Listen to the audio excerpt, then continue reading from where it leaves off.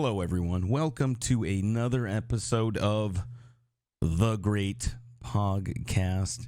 Today we have ThaMarly, the one, the only, the legendary ThaMarly. You guys already know this is going to be a fun one. Check him out on twitch.tv/ThaMarly, ThaMarly. You guys are going to have fun. Enjoy.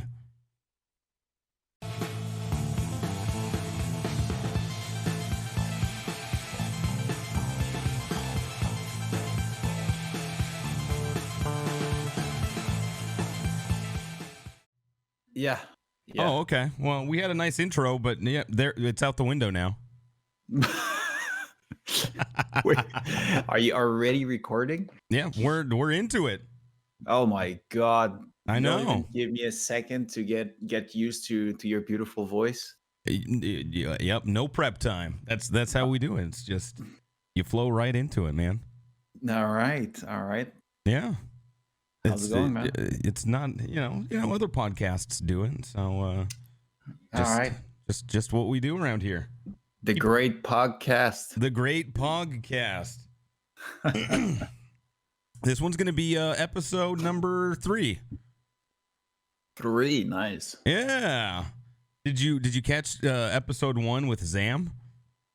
I did catch I think like the first 15 minutes. 15 seconds? Yeah. It's almost 3 hours long. I know. I've been busy lately. I know. You've been busy.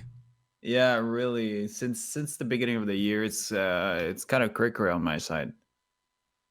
It's kind of what? Crazy, cray. Oh, kind of. I hate to break it to you, but you're about 20 years too old to be saying cray. You know me with my 5 sure and stuff. 5 sure, yeah. That's 5 head, yeah. Yeah, I just usually put it on default of the French talk, and that's why. I like it, dude. So what's new, man? Much and not much. With the pandemic and stuff. Yeah. Like the routine is pretty much a routine, but when you stream on a regular basis, it's easy as well to have like some funky moment in your days to actually put some color into a gray story, I would say. Mm-hmm. Oh yeah, for sure. Yeah. How about you? Well, it's business as usual. Just working, streaming. Yeah. Doing a lot of YouTube content.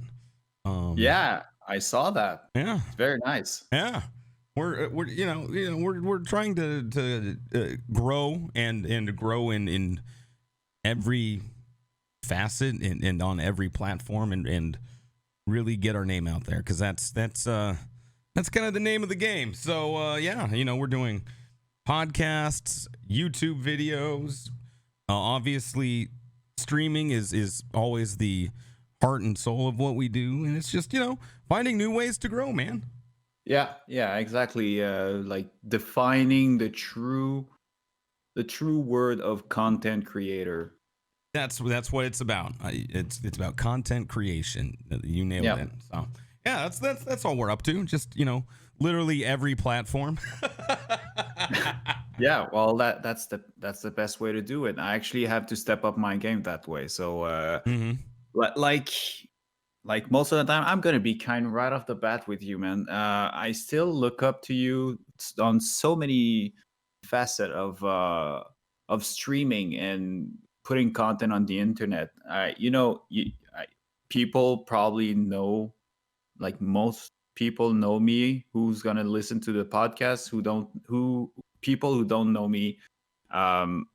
Heylow literally took my hand and helped me to actually become more of a streamer just by you kind of took me under your wing. What's the expression? Yeah, that's the expression. You nailed it.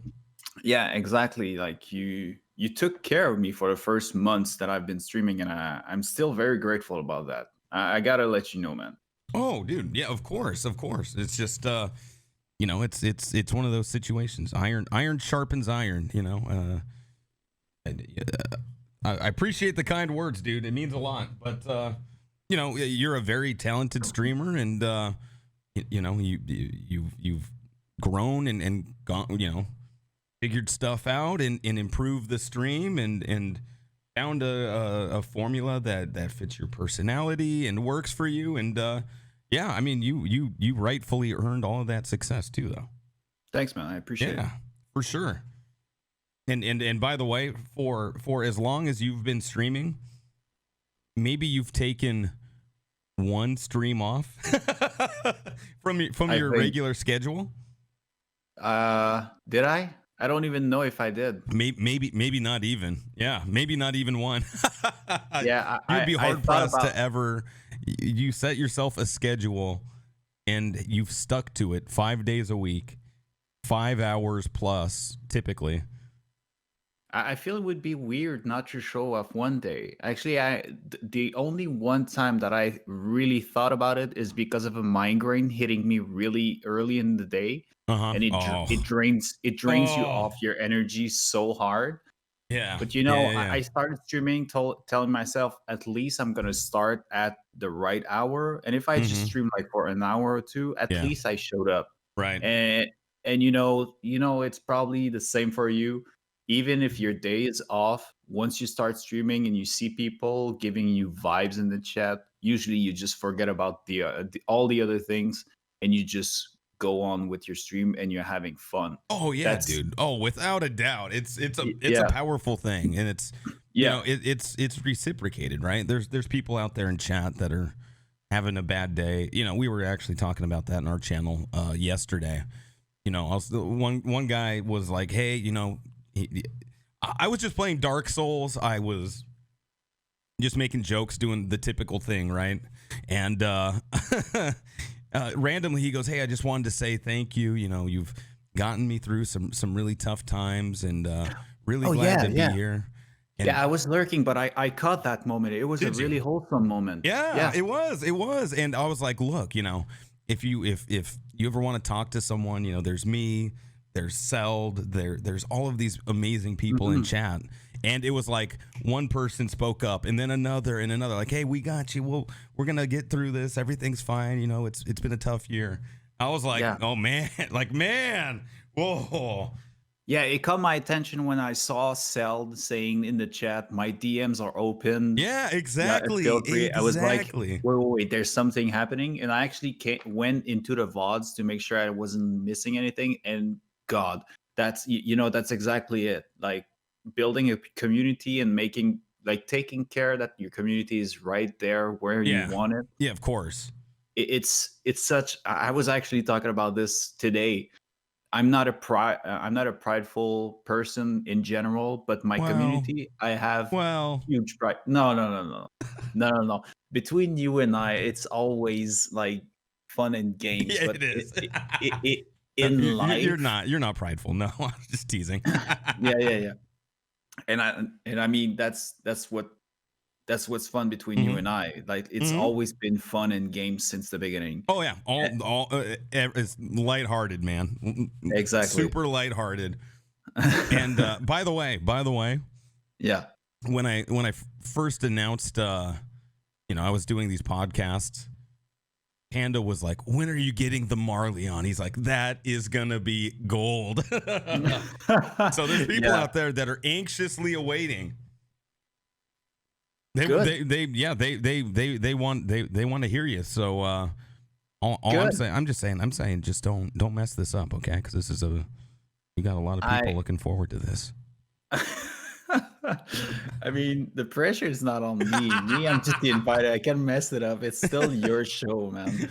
But I'm glad my first experience on podcast was last week on bulbs. And how'd that go, by the way?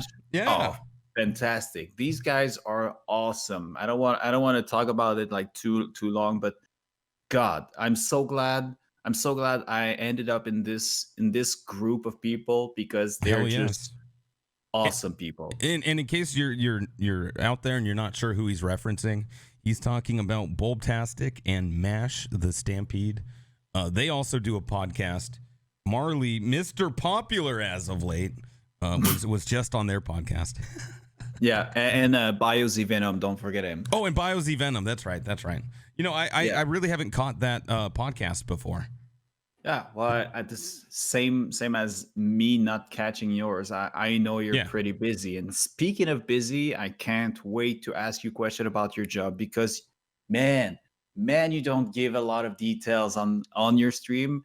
Really? So yeah. Well, not enough in my opinion. You know how Sure. I feel how close I am to you, and I feel like I have so many questions. Go And ahead. yet That's what we're so all about. little answers. This is why I usually crack a beer for the show. You know, it's a chance. Already did, man. I'm already off and going. Yeah, no, but it's free form. That is the intention, is just to talk about whatever. Okay. Like episode 1, me and Zam literally talked about the first song I had ever recorded playing guitar after practicing for 6 months. It's not good. It's really bad, but also really funny. Really? Oh yeah. It's about, I don't know, 2.5 hours in, somewhere around that point. But I thought you would be able to record a good song. I mean, you're a good bassist, no? This was after I was in college. I had been playing guitar for 6 months at that point. Oh. My. Okay, 6 months of 6 months of playing. Yeah. Okay. Yeah. After going 20 years of my life without playing an instrument, picked up the guitar, started learning. I did okay.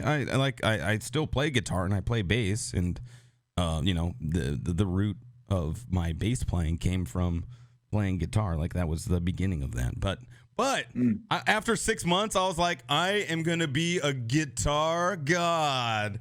And so I was like, I'm going to record.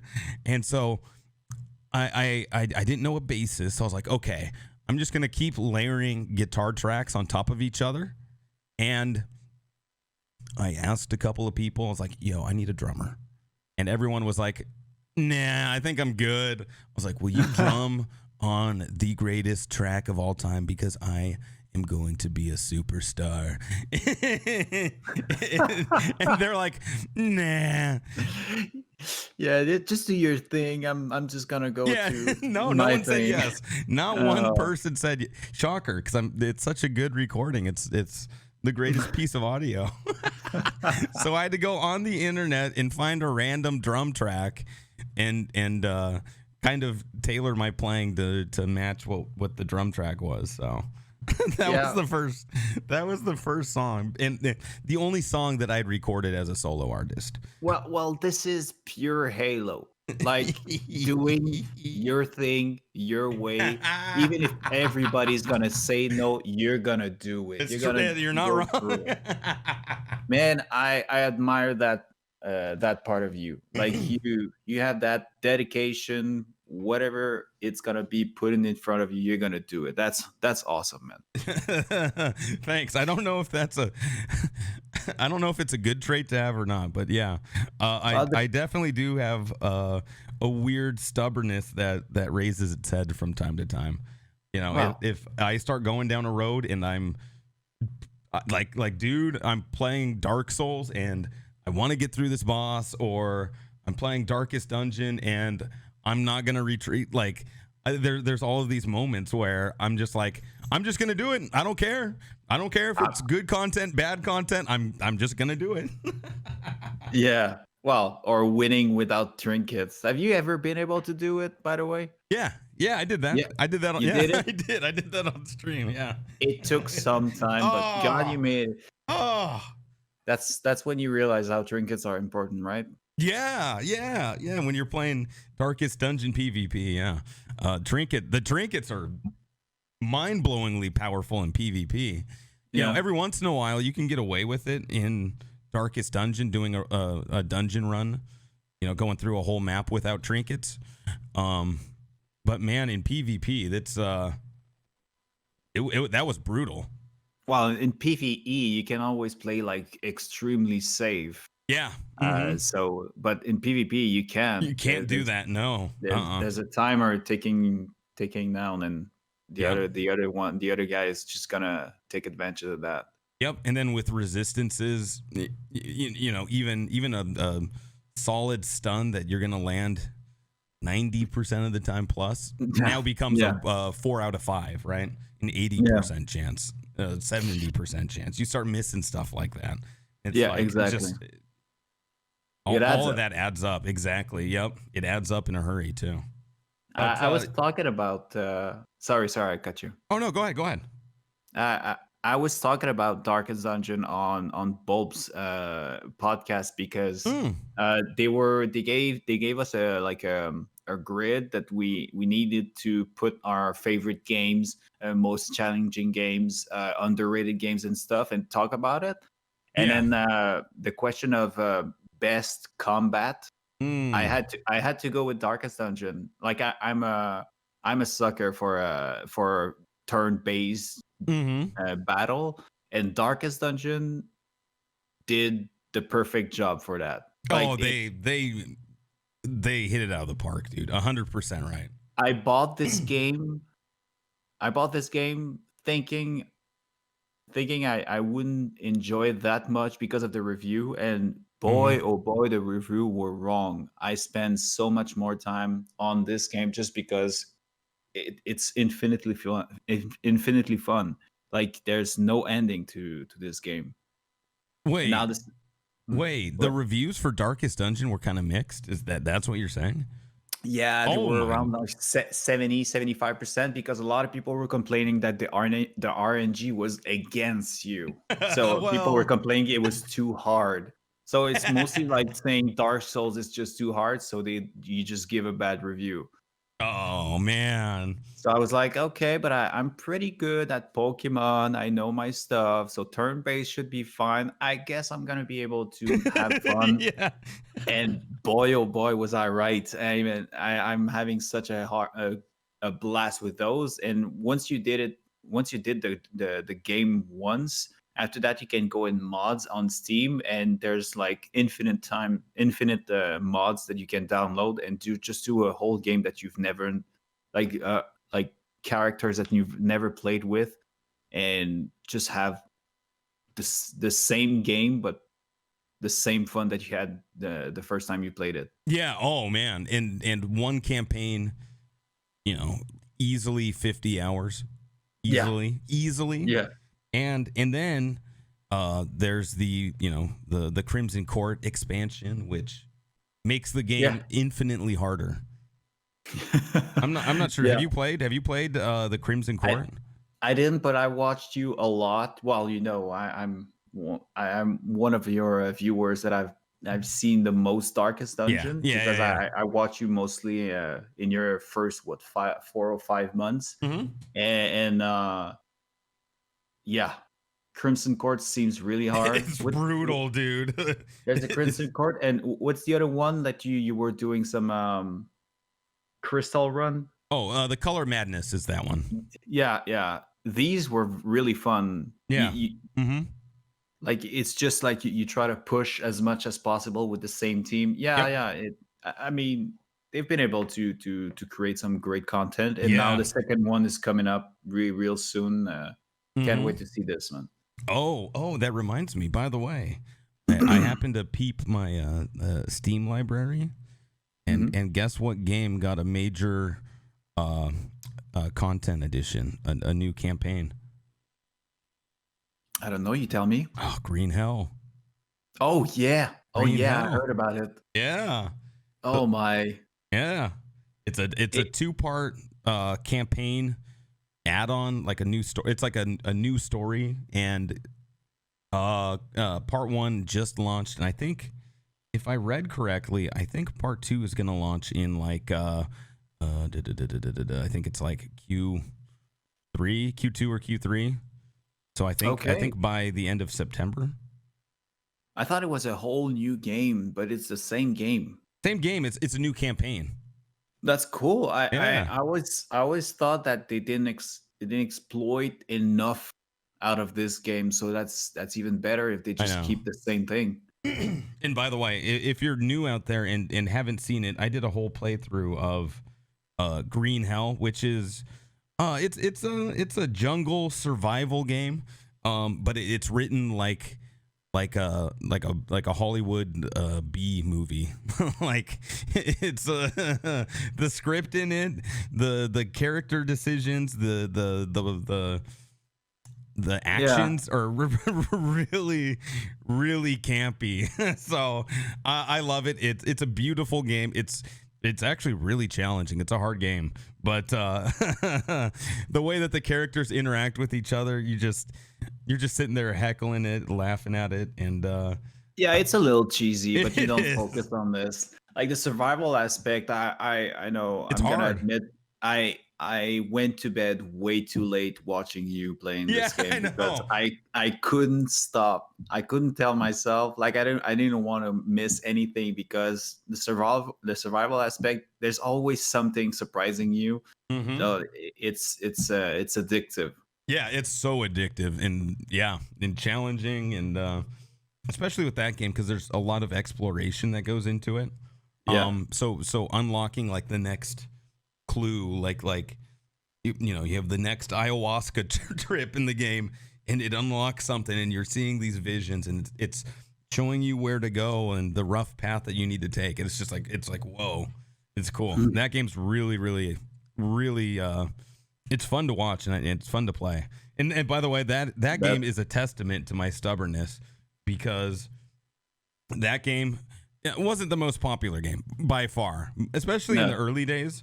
And now Yeah. that we have much bigger communities, I don't think it really matters. But back then, it was not popular at all. But I was like, I'm just gonna stream it. I don't care.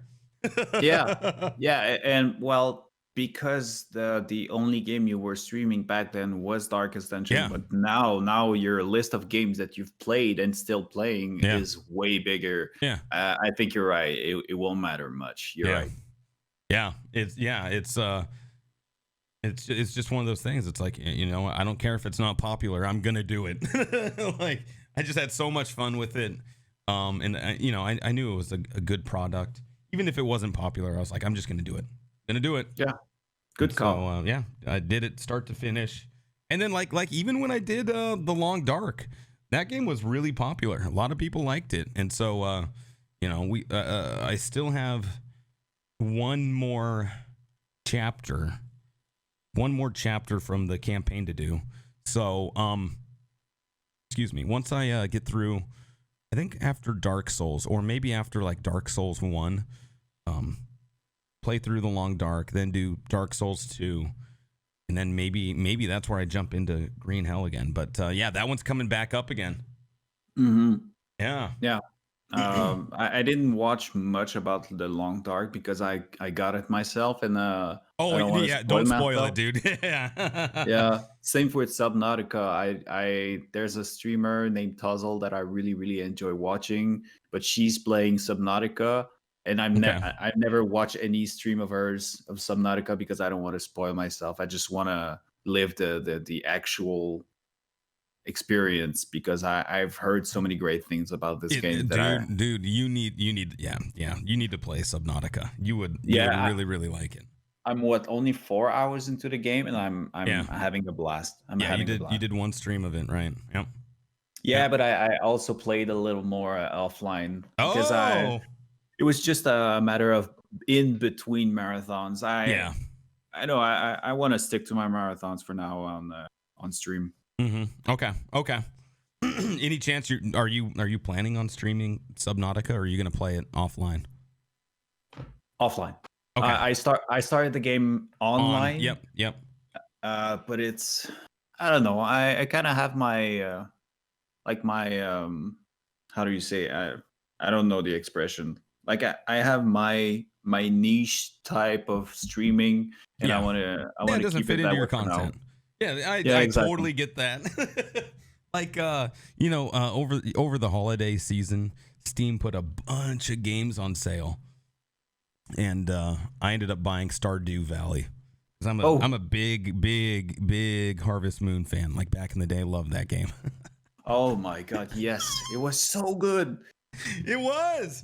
I used to Yeah. go to Blockbuster Friday night, and the first thing I would do was like, oh, I'm gonna rent a game for the weekend. Like that would be my thing, and I would try to get Harvest Moon, and then I ended up getting it for Christmas one year. But before that, I was like, I'm gonna go, and I'm gonna buy some popcorn, and I'm gonna rent this game, and that's what I'm gonna do this weekend, and I'm gonna try to get further, and hopefully someone didn't save over my file from last week. Sometimes people did. Yes. Oh my god. But yeah, when you think about it, maybe I'm wrong, but sandbox weren't a thing back then. So Harvest Moon might be one of the first of a real sandbox where there are no bad guys. You just like take care of your stuff and just try to Yeah. build a farm. Like there were no Minecraft, no Terraria, name it. I don't quite remember if there is one Right. before that. Yeah, and by the way, if you're listening and you do know of one, go ahead and drop a comment and let us know. But Yeah. I can't think of a sandbox style game like open world, kind of do whatever you want. There's no wrong way to play it. Yeah, exactly. Like for the SNES, like oh man. Yeah. Yeah. I don't know. Maybe there was, probably on the Yeah. computer because I Yeah, would computer had a little bit more freedom for that sort of thing. yeah, because I would be flabbergasted about like a NES game with these type of gameplay. But yeah, I'd love to check that out. The only one that I could think of is like Oregon Trail. But even then, I mean, you have a destination. Yeah, you get some freedom, but you're driven by the story in that one. So that I don't think that really counts. Yeah. What's the story in Harvest Moon? Get married? Yeah, it's whatever you want, man. Your grandfather gave you the farm. He gave it over to you, and it's your job to clean it up and make it better. That's about Yeah, it. what a bad farm he gave you. I when you know. think about it. Well, Grandpapa might be getting a little old, so I don't blame him. It's a big piece of land he gave you, so I don't blame him. Yeah, you're right. You're right. Yeah. I guess back then, big pieces of land were not that rare as much as today. But it was in the 90s. It was not in the 50s either. Right. Yeah. Yeah. It's true. Yeah. Exactly. Yeah. So yeah. I don't want to dictate or drive the conversation, but I'd love to know how's life in Nashville, man. Good. Oh my goodness. I love it. It's so much fun. Yeah. Yeah. Yeah. It's I actually got clearance to start working from home. So I've been working from home the last couple of days, and it's gonna continue for the foreseeable future. So that's awesome. The city of Nashville is insanely awesome, man. A lot of friendly people. Weird when I go to the grocery store or whatever and people say hi. That kind of throws me off a little bit. Well, Seattle was not that friendly. I thought Seattle was a very friendly. I mean, the only people I know from Seattle is you and Vinkis and Puerto, like all these people that you actually know. So maybe my perception of people from Seattle is too beautiful. But, yeah, thank you. Yeah, no. People are nice. It's not a question of kindness, but they're more introverted. Okay. There's this a thing that people call, I don't know. I think it's a little exaggerated, but it's called the Seattle freeze, and that's like, it's those awkward kind of interactions you have with people where like you'll talk to someone to their face, and they'll be like, oh yeah, sure, we'll hang out. Yeah, sure, man. Let's catch up sometime. I'll text you, and then you never hear from them again. Yeah, Or I think it's pretty worldwide, but I still feel what you're saying. like, I if you're walking down the street and someone's walking back on the sidewalk, and you say, hey, how you doing? Or hello, or anything like that, right? You kind of greet them. There's a Yeah. tendency to kind of shy away from the conversation. Okay. And that definitely doesn't exist down here. So I'm getting Um, used to it. It throws me off. Good, good. Well, actually, it's good. It's just gonna be better for your soul eventually. Yeah. Um, I mean, both cities are amazing. They're just it's different. It's a big change up, right? yeah. So I'm Well, getting used to that. as a Canadian, the only downside of you Mm-hmm. leaving Seattle is you leave your own city the same year they're gonna get a hockey team. I know.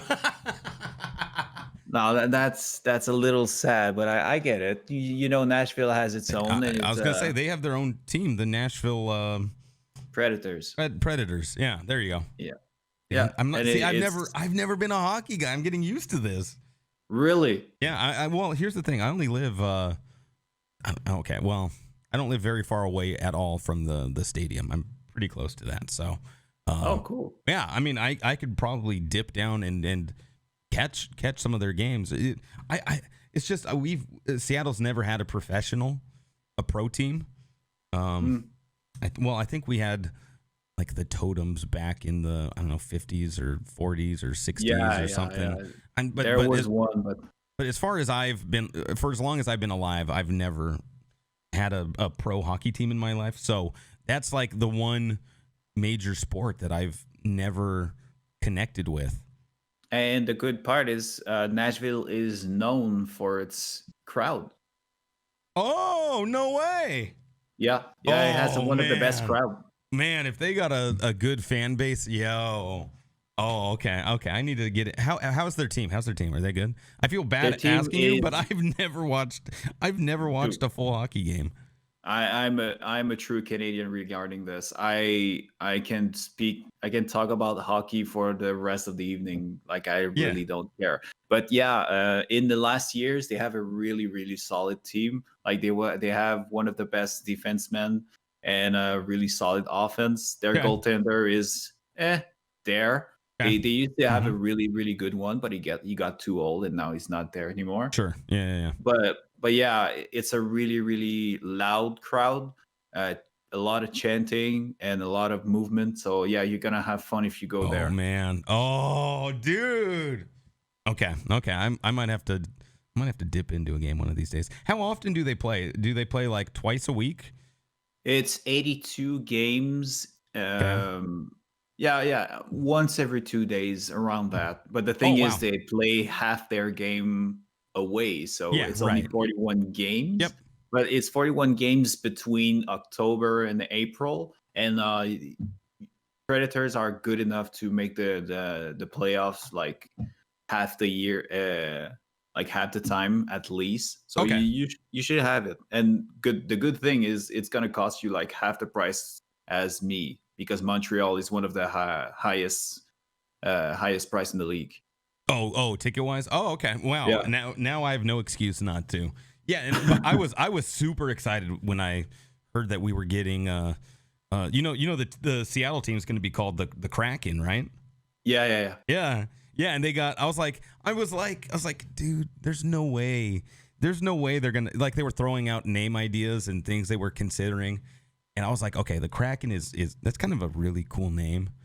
But I was like, there's no way they're going to do that. Like, there's already a major rum company called the Kraken. Yeah. And, Kraken rum. And I was like, it's getting a little close to that name. And people are going to make crack house jokes, because kind of a big homelessness problem in Seattle. And everybody was saying that the name would be Wet Pigeons, like as a joke, but everybody was saying like Seattle's Wet Pigeons.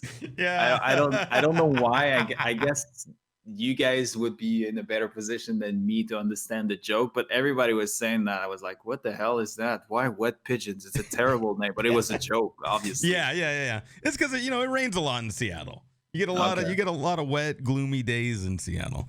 Now, in terms of annual rainfall, they're actually on the low side compared to most cities, but it's just dark and gloomy much longer than most cities. So that's kind of where that comes from. But that's super funny. I had no idea that was a thing. Yeah. Well, the speculation around the name and the logo and stuff, it dragged for more than a year, just because when they announced that there would be a 32nd team, yeah, they right off the bat said it would be Seattle, but Seattle themselves didn't choose right away what would be their name. So everybody was having a lot of speculation about it. So obviously, after a couple of weeks, couple of months, people started to make jokes about it, and Wet Pigeon was the number one. Yeah, that's good. It's like a Bodie McBoatface sort of situation. Yeah, you ask people and they're gonna come up with stuff like that. Yeah, the Seattle overly caffeinated tech worker. But yeah, the league, the entire league is actually very excited about Seattle having a big hockey team, because Seattle is known for its sports team. Like you guys have a lot of great teams. So the Mariners and the Seahawks are actually great teams. And what's the basketball one? I cannot remember one. Well, we don't have. We used to have one. It was the Sonics, and they're in Oklahoma City now. Oh, what a shame. Yeah, we haven't had a Seattle basketball team in a while. And really, part of the push for years was to bring basketball back to Seattle, and part of that was like, hey, if we can, build a new arena or reuse Key Arena for hockey and basketball, that'll bring more revenue into the area and help bring down the taxpayer cost, right? Because if you have two different professional sports franchises operating out of one building, it lessens the burden on taxpayers to help fund it, right? A lot. Yeah. And we actually had an option that was going to be fully funded by some private citizens, but ended up falling through. But anyways, I was super excited. After the league took basketball away from us, I was like, whatever. Like, I stopped watching it. I really did. I haven't watched a full I've watched a few playoff games, but like regular season games, I've maybe watched 2 since they left. Yeah. Because the way that they took the team was so underhanded, and it showed a lack of it just showed a lot of incompetence from the previous owners, the Nordstroms, and and then the league really they had it was David Stern at the time. They had a lot of opportunity to bring a team back to Seattle through expansion, through other teams selling. We were at the top of the list in terms of dollars and putting money out there, and really providing a great home for another team. We had a great fan base, and Stern was at every turn just absolutely giving Seattle the bird. So for me, I was like, I'm done. I don't care about basketball anymore. I want to get hockey here. Hockey wants to be here. They're trying to grow their franchise. Like, they're showing commitment and interest in coming to Seattle. Like, anytime they talk expansion, it was always Seattle. So to me, when we finally got a team, I was pumped. I'm like, all right, let's go. Let's do this. I want to get into this. And now I'm leaving. Yeah, well, you can still follow them. Yeah, of course. But what you're explaining, basketball for Seattle, is mostly the same story for hockey in Quebec City. Like, we still have the Habs in Montreal, and they're gonna stay there forever, obviously, because it's the most popular team in the league. They have what's the team name? It's the Canadiens. The Canadiens. we call them the Habs for some reason. Habs? Yeah, Habs, HABS. What's a hab? That's the thing. I don't even know. Even if I'm from Montreal, shame on me. I'm a Los Angeles Kings fan, so Yo, like whoa. I How, I how go did you watch become a California sports team fan? How did that come about? for one It weirds me guy. out. It weirds me out when this happens.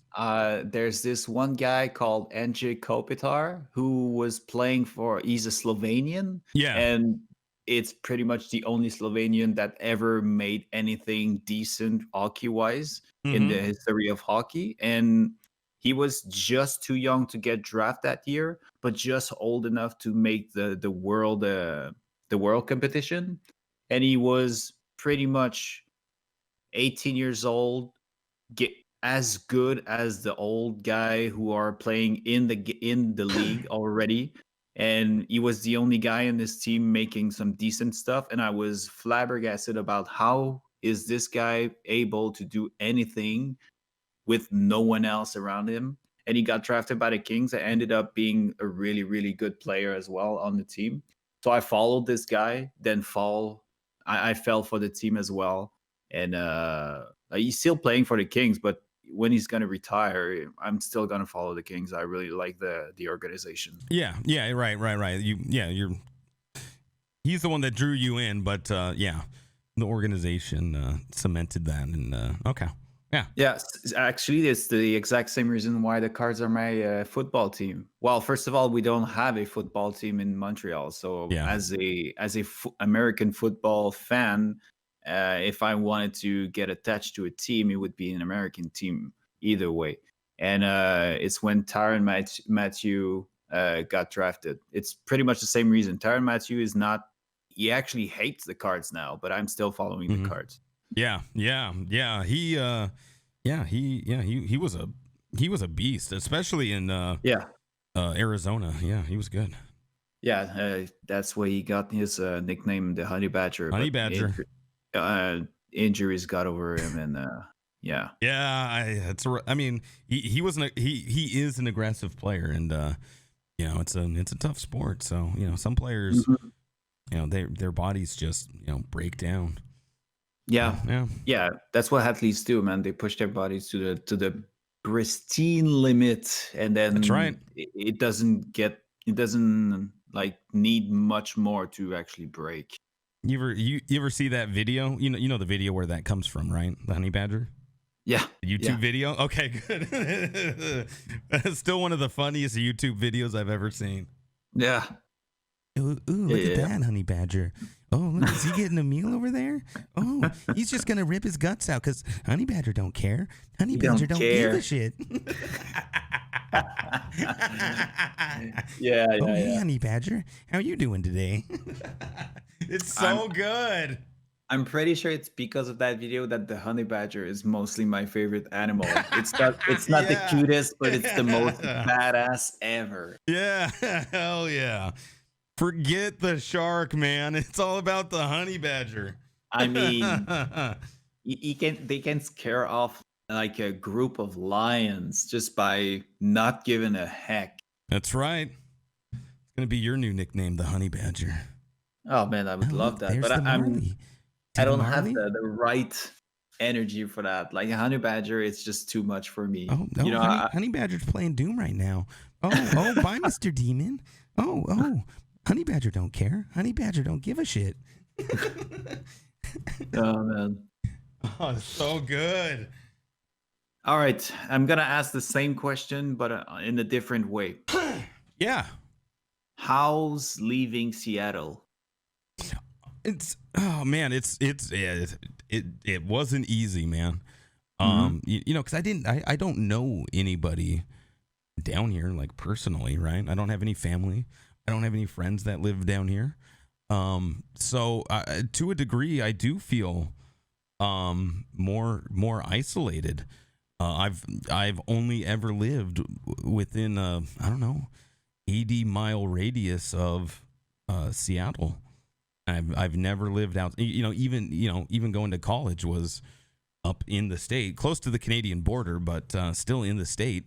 So far and away, 2,000 miles plus, way more than I've ever traveled away, for living. So at times I do feel isolated. I feel kind of I don't know. Yeah. It's different. It does feel weird. Yeah, but it doesn't help either that there's actually the COVID right now, Sure, like the sure. pandemic and stuff like this. Yeah. So like even if it's possible to meet new people, It's harder to meet people with a mask on. hey, it's such a weird vibe. It is a weird meet new vibe. People. Yeah, I know. I agree. And the solution is to keep on what I'm doing. A lot of streaming, a lot of interacting with people like you and the community and all that. And so that that keeps me going. It keeps me honest. Great. But in terms of like actually meeting people here locally, yeah, it's hard. Yeah, everyone's friendly and people time. say hi, but it's hard to. It's hard. It's not easy. Well, who knows? Maybe your future wife is really closer than you think. Oh, yeah. Okay. Good. Yeah. Give yourself a chance. Like I'm saying, it's mostly probably because of COVID. Like it's not just for Nashville sure. or whatever. Oh, for sure it is. For sure. Yeah, exactly.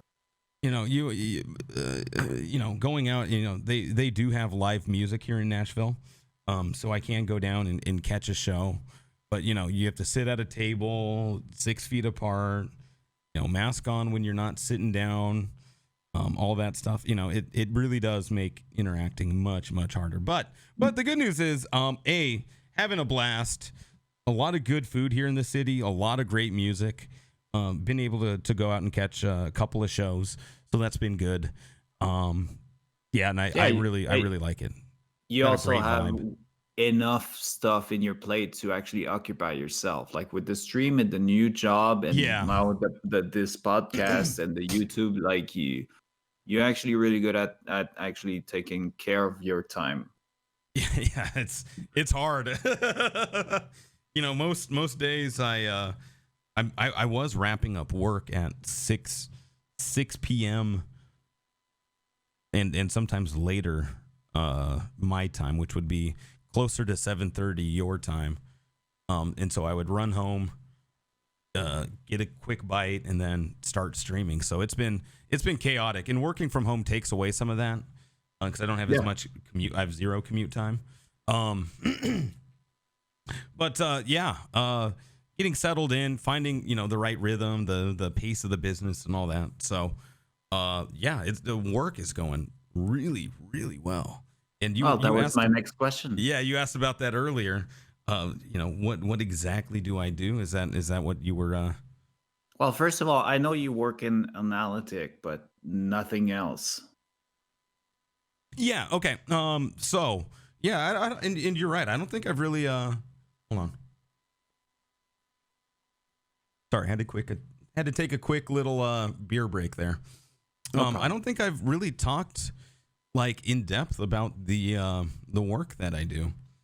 Well, maybe the problem is on my side, because I've learned that you were actually a professor like 6 months after knowing you. Wait, you didn't know? My God. You couldn't understand that I never actually asked this question. I'm not a big asker. I usually, like, if the vibes are good, don't ask questions. Just don't try to repair something that it ain't broken. Right. Yeah. But I want to know about the new job, because your excitement was pretty much pretty hype. Yeah, exactly. Yeah. Well, okay. So we'll kind of start from the beginning and then kind of work our way up into this new job. But great. Just to give you a quick summary, like I was always the type of guy growing up that I just never knew what I wanted to do with my life. I had interests. I had sports interests. I was like any kid. I played a lot of sports growing up. Baseball being number one. Mm-hmm. But anytime like we had career classes on helping us find careers that fit. Funeral director was the one that I got recommended, which was weird. I don't know why that one. We all, everyone was like, "Oh, I got doctor. Oh, I got like Engineer. lawyer, engineer, funeral director." Yeah, that's why you're such far away from a bummer. I know.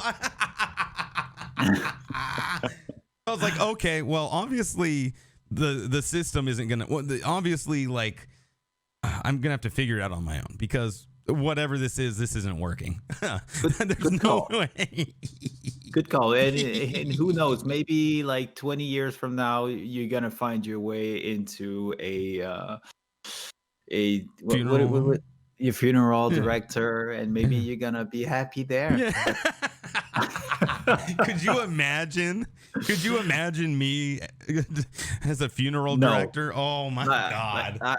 I know I mostly know you as a streamer, so I know you're always hyped up. I know we called you king of hype for so long. Yeah. There's no way I would go see you. As much as I love you, there's no way I would see you after someone died in my family. Oh, look who it is. It's the man himself. Yeah. Uncle Frank. Oh, looks like. Oh, man. He shouldn't have gone back for the heroin that 5th time. God damn. Man. I'm going to hell. That's it. Now I can't do it. Yeah. Now I can't do it. Yeah, no, it's not the right way, the right path for you. I don't think so. And I knew that, right? So basically I kind of I spent a lot of time in high school honestly hanging out with my friends. I didn't even go to my my high school prom. Me and a bunch of my friends instead hung out and played Halo. Nice. we literally played Halo. Because that was our Friday night thing. We would get a bunch of friends together, hook up the Xboxes.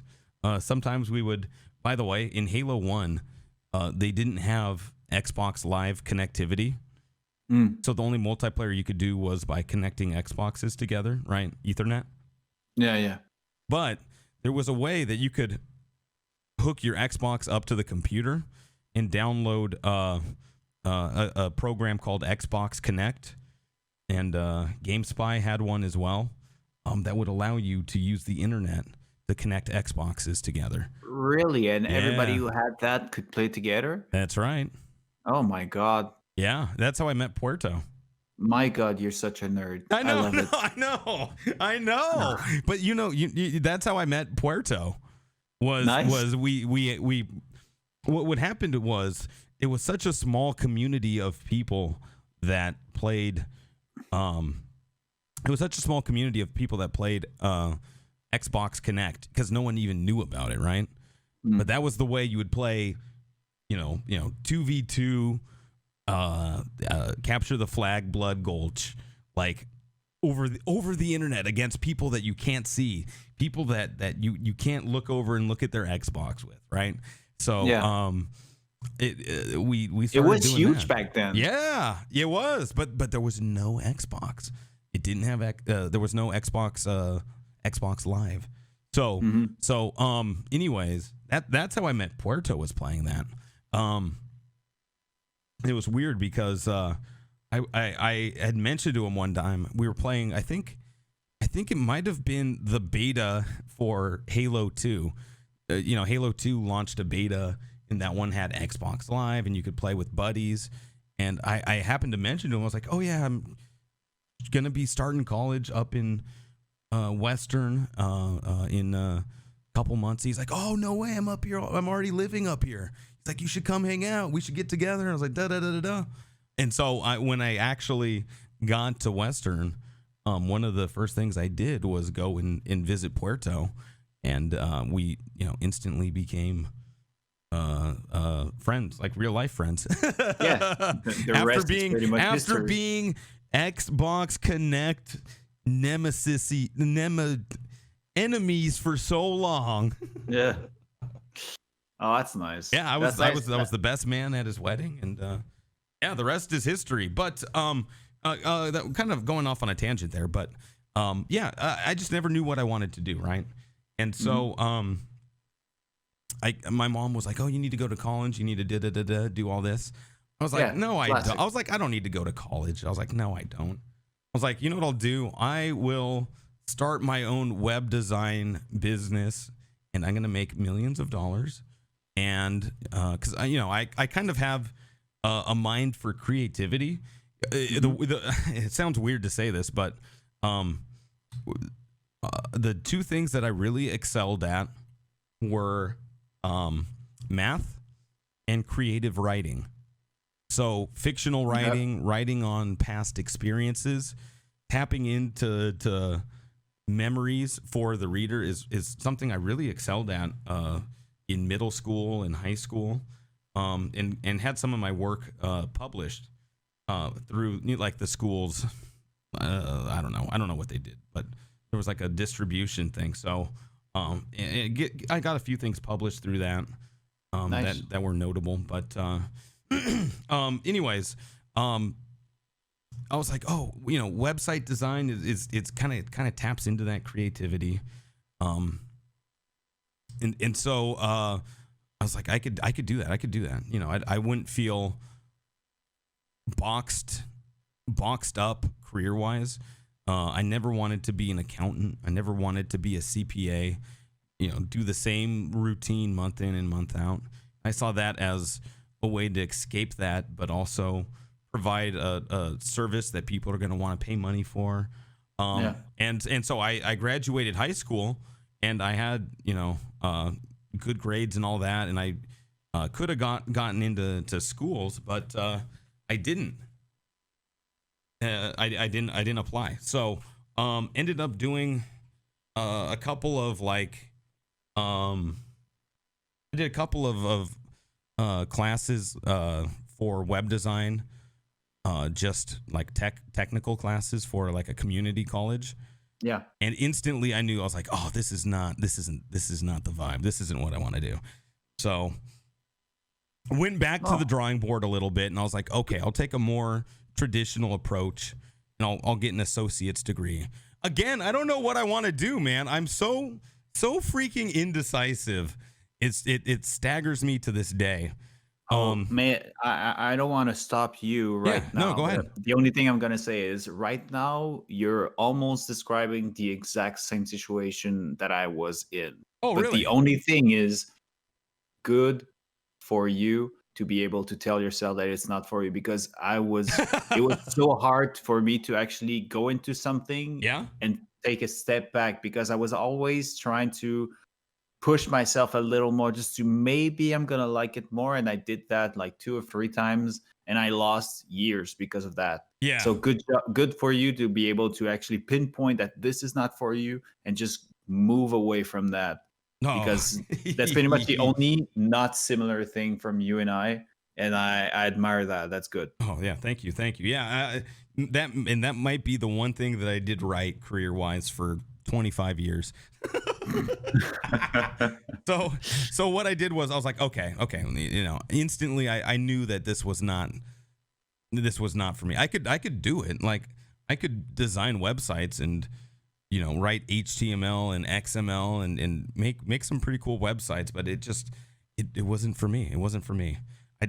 Part of it was I don't think there was enough money in it. There was a lot of programs were allowing people to design sites themselves, and even the way that you were writing code for websites was changing, and it was just like it's like I don't know. Yeah, it's a different game, the web business. And I felt like the path to success would actually be really hard. I thought by diving right into something I would enjoy right away would give me a leg up on people, start getting real world experience quick. Yeah. It wasn't the case. Wasn't the case. I felt like, I could make a decent living for a long time doing this, but it's not gonna take my career to the next level. Not only that, if you're not motivated to do it, you're gonna Sure. live your life being Sure. not happy. Yeah, exactly right, and that too. And so what I ended up doing was going back and just taking basic, classes at a community college, one class at a couple classes at a time. It's just math, English, all the basic stuff, right? Trying to get a degree in general studies. And again, I always excelled in math. I did calculus in 11th grade. So a lot of these classes, it was just a matter of knocking them out and getting credit for it, college credit. So did that. Ended up getting a 2-year degree in general studies. Still didn't know what I wanted to do. Just extra credit for future decisions. Yeah, exactly. Right. Yeah. And so I was sitting there thinking about it, and I was like, okay, well, I got to apply for college. So I applied to University of Washington, Wazoo, Washington State University. That's over in Eastern Washington. And then Western Washington University. And that's the one close to the Canadian border, close to Vancouver. Yeah. And so I got into all three of them. I got accepted into all three. But I chose not to go to UW, even though it's kind of the most prestigious. I was like, I don't want to do that because it's too close to home. Like if I went to UW, I would be living at home. I was like, I don't want to do that. Nope. Yeah, you were what, 20, 21 years old? Yeah, 20. Yeah. Yep. Yeah, at that age, I wanted to go away from where I was when I was in high school and stuff. So I totally get that. Yeah. And so I was like, it's a little too close to home. Like I don't see myself doing that. So then it came down to, okay, do I want to go to Wazoo or Western? Wazoo is like party central.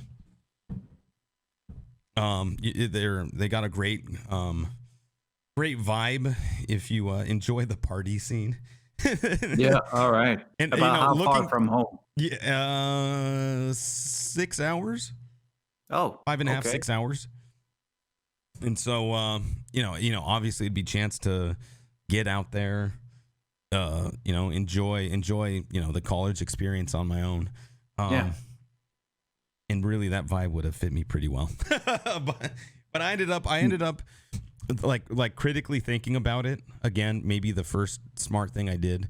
And I was like, UW or Western took me 3 tries, but I got there. Western has a really good business program. It's actually well known. I was like, I should probably go to Western. And Western's about an hour and a half from my my parents' house. So not too bad. Not too bad. No. And I ended up driving back and forth a lot on the weekends. But I had a great time doing that. Ended up going to Western. And then the first thing they said when I got to Western is, okay, well, you got accepted into business. You have 3 paths you can take. Do you want to do management, marketing, or finance? And again, I still didn't know what I wanted to do. Like I had no sense of what I wanted to do for a career. I know that if I got a degree in business administration, I would at least be able to make a decision when time comes, I guess. Yeah, it's a degree that there's a lot of different things you could do with that degree, right? A lot of different ways to make money. So, I ended up saying, okay, well, marketing, like if you get a degree in marketing, the first thing you're going to do is do sales. Most marketing people find themselves in sales right away. And if there's one thing that I hate more than accounting and CPA work, it's that. It's that. So, like cold call sales, selling. Oh man, the people that do it, that is a skill I will never have. Really? Calling up businesses, asking, poking and prodding and trying to get people to buy your products and promoting them. Not my wheelhouse. No, not in my wheelhouse. It's scary, but I mean, you're able to sell yourself as a streamer. You would be able to sell Sure. yourself for a product. I mean, but yeah, I totally understand that. I did this gig for a couple of years, but I ended up being in the same position as you. Yeah, Oh yeah. sales. Okay. I, I worked a lot in customer service and sales. Ooh, that's And, tough work, man.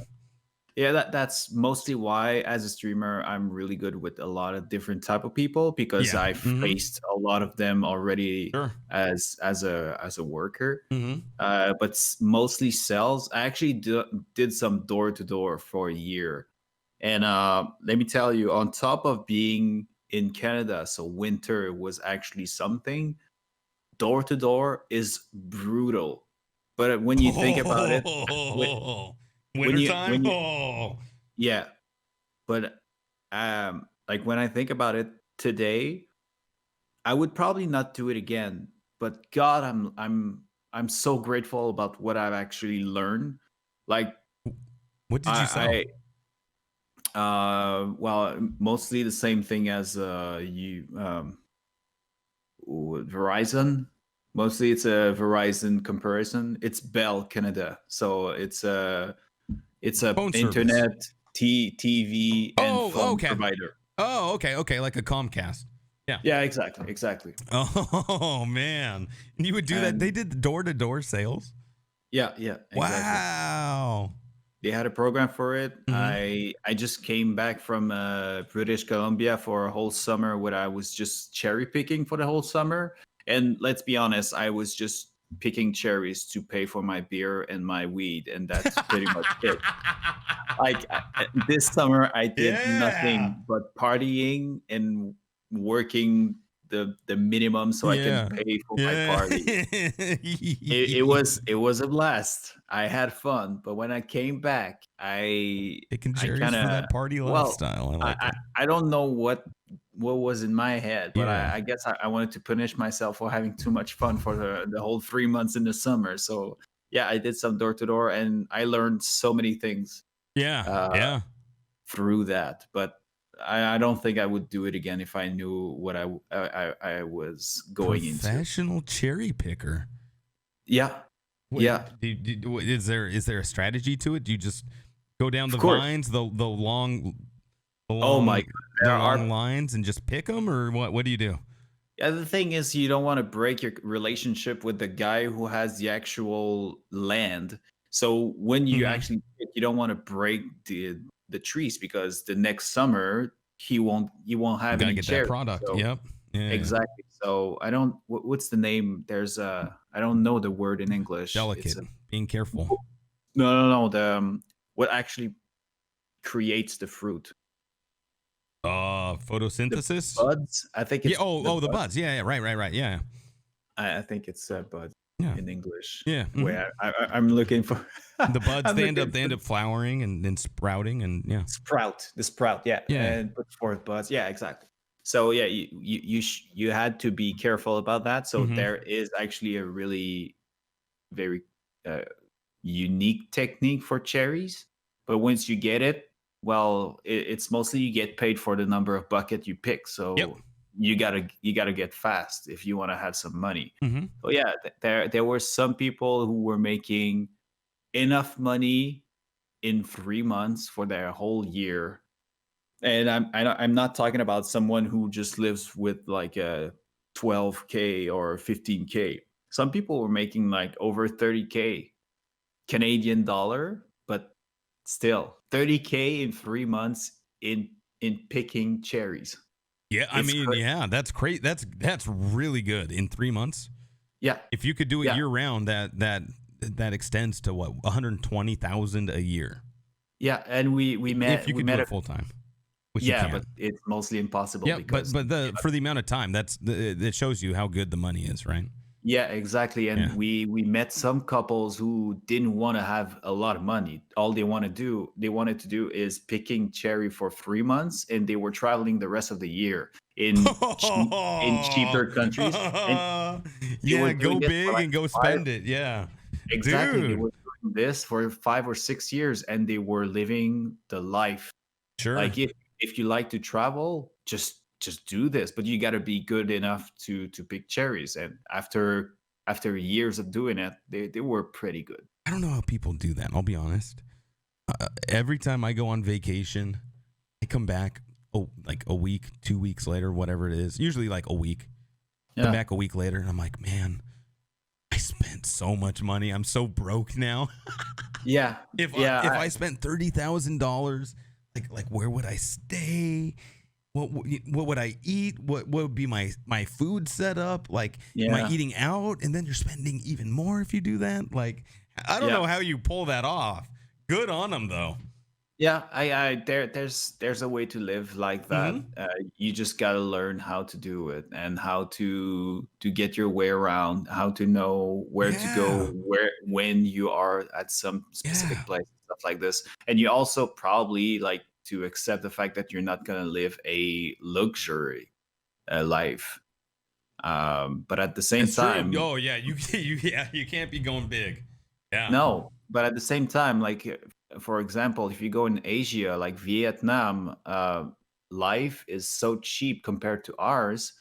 I have a girlfriend. And she lived there for she went into Asia for 6 months with 10K, and she came back with she came back with some money that she could still spend. She didn't spend 10K, and she Did she traveled. spend like She what, 5, 6, 7, well, 3? a little under 10K, but she Okay, didn't but like she was able to make it work. Yeah, yeah, yeah. exactly in 6 months. I mean, That's that good. means that That's crazy, yeah, exactly. But but it's it because worked. it's most of the places she knew how to get around and know where to buy some cheaper stuff, but still quality stuff. And part of it has to be the destination, right? You Yeah, can't you can't yeah, you can't exactly. go to Hawaii on 30,000 and No, make it work no, of unless course, you're getting a a tent on the beach and you're exactly. eating at the grocery store. And you can go at the same Yeah, place. You can let's take Vietnam for example. You yeah, can go to Vietnam and spend 10 times this amount just because, well, you're gonna pay yourself some hotel and you're gonna go to yeah, touristic stuff and stuff yeah. like this. But that you just need to learn where to cross the line and where to actually like learn how they live and not how a tourist would live. You're right. Yeah, yeah, yeah, yeah, yeah, yeah. Yeah, that's man, that's its own. Hmm. That's so far different from how I've ever lived. I mean, and I've known people that do that. I knew a guy that just quit working. He's like, I'm going to travel. Don't really know what I'm going to do. He had picked up some random odd jobs doing like videography type work, editing work, and did enough to make ends meet. But he was like traveling the world. Spent time in India, spent time in Japan, China, Hmm. like everywhere. And it would be Nice. like, oh, here's the latest post. He's traveling the world. Here's his And he's latest making it. vlog. Yeah. Yeah, and he Well, did enough to make it work. And it's just like, that's no, wow. The people that yeah, do well, that, good on them. Good on them. This yeah, just if you like it, that's good. One of the hardest thing that I had to admit myself is I don't enjoy traveling that much. Sometimes, I yeah, know, but no, I know. I'm the I'm same so way. I'm I'm like, so comfortable at ah. home. But it was so cool when I was younger to say that you like travel. I was like, maybe I'm just weird and I'm the only one who doesn't like it. But the day that I actually told myself, you know what, maybe you just don't like traveling and it's okay. No, I was like, you know what changes that is what? having like a steady job, Yeah. because you need that time to unplug. And Yeah. going on vacation, it really really really helps with that. When you can finally put the laptop down, not answer work emails, put your phone on silent for 5-6 days. It's truly magical. There's something special about that. Doesn't even really matter where you go. For me, it's going to Nashville, eating spicy chicken and going to, show after show after show. And that's what really makes it for me. But in terms of like vacationing, I'm in the same boat you are, man. Like usually about 4 or 5 days in, I'm like, I just want to go home. I want to sleep in my own bed. I want to take 1 or 2 more days off of work. And I'm gonna go back to my grind. I love that moment when I finally get home from vacation and jump into my own bed. Yeah. And I don't even care what time it is. Like, I don't care if it's noon when I get home, 10 o'clock, 4 o'clock in the morning. The first thing I'm going to do when I get home from vacation, pop open that door, drop my stuff down, and go jump in bed and get a quality night's sleep. Yeah. And the first shower, too. And the home shower is so good. I mean, I'm not extremely tall. I'm 6'3", but you're extremely tall. Tell you that no, I'm not. From a guy that's like 5'9", 5'8", 5'9", like you're extremely tall. I'm pretty sure you're way closer to the average than I am, but that's all. But let me tell you, the freaking showers all around the world is made for midgets. I'm pretty sure you too can say that sometimes they're just like, I can deal with tables and counters being too low. But if my head doesn't get wet, except if I bend my knees, it's awkward. I'm telling you, it's freaking awkward. It's so frustrating. Yeah, I don't have that problem. You're right. No, in terms of size, I'm a little bit closer to the mean because the average is like 5'10". I think it's about 5'10". Yeah. So, I mean, I'm telling you, it's lower than I always thought it was like 5'10", but I'm pretty sure it's lower than maybe that. it's even 5'9". Yeah, maybe that's the average. So I'm a little on the low side, and I'm really not. It's not that bad, but yeah, I'm a little on the low side. Of course not. Yeah. So, anyways, kind of getting back to what we were talking about, though. I still like even graduating. Ended up going to Western for finance, and man, I could talk about the parties, the fun times I had up there. It was really the time of my life. But to start to bring your question to a closure and how I found myself in the career that I have now, ended up graduate. I chose finance. To me, the choice was between marketing and finance, and I was like, well, I'm good with numbers. Like, I know math pretty well. I know it better than most people. Wait. Before we get too far from this, why not management? Well, I was just gonna say that it really became. It was a toin cost. A toin cost. All right. Cost. I know these. A toin cost. Yeah. Coin cost. It was a coin toss. It was very really costly. Those toin costs. I know. Very, very costly. I really didn't know. I didn't know. I went back and forth on it for a long time. But ultimately, I decided to go with finance simply because it leaned into my strengths a little bit more. Believe it or not, at the time, my biggest weakness in my career was public speaking. Which really? For sure. 5 sure, Marley. 5 sure. That much? Oh my. Okay. Yeah, no, okay. Big Serious time. Business. Big time. I never had a problem talking to my friends. Never had a problem like meeting new people, chatting people, all that. Fine.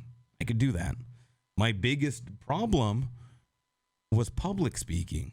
When I had to go in front of groups of peers, like coworkers and managers, and speak, or even I even in college I kind of struggled with it. Presentations, classes where I had to present like findings or projects or whatever. Man, I struggled with the public speaking side of that. 5, sure. So surprising. I was like, no, I know it. Well, it'll all make sense. So I was like, well, I'm good with numbers. Like I just don't have any experience managing people. So I think long-term management definitely has its advantages, but you can make a good career in finance. I like the stock market and all that. So I went with finance, got the degree, bachelor of finance. And when I was going to college, that's when the housing bubble burst. The economy absolutely tanked, and I graduated and still didn't know what I wanted to do. But I had to do something, right? Because I graduated college. I have a degree now. And so we're talking about 2007, right? This was 09. 09. Oh, okay. Right after the crash. Yeah. I graduated, and professors were like, look, usually we'd have jobs for you. We'd have leads. And they're like, we've never experienced this before, but there's nothing we can really do to help you guys. Like, okay, you're kind of off on your own now. So one of the first jobs I got afterwards ended up stocking some goods for a company for a while, beer and wine and stuff. And I set the record for working the most amount of time without ever breaking one piece of product, which is kind of crazy. But really? Yeah. I work for a distributing company. So it's hard not to break stuff? Yeah. Or are you? Okay. Yeah, because you got to move. They get beer and wine by the pallet into these grocery stores, into these, Safeways, Rite Aids, all these different businesses. And your job is to put it on the shelf as fast as possible. You got your route, right? You got your stores that you hit up the same routine, right? You go here, go here, go here, go here, go here, go home, right? And your job is to fly through it all. Because you only have a set amount of time that you can do it for. These stores don't let you do it all day, right? Yeah. These companies buy shelf space from Safeway, from the gas stations, from wherever. It's your job to fill that space. They don't say, hey, you can go ahead at any hour of the day and go stock. You have a set schedule, a set time frame that you can go in and do it from. So it's your job to get as much stuff from that pallet into that store as possible. So people, you're throwing stuff, you're taking goods out, you're loading up and throwing it on the shelf. So I mean, it's a fast-paced environment, but I set the record for I worked there for like 4.5 months and didn't break anything.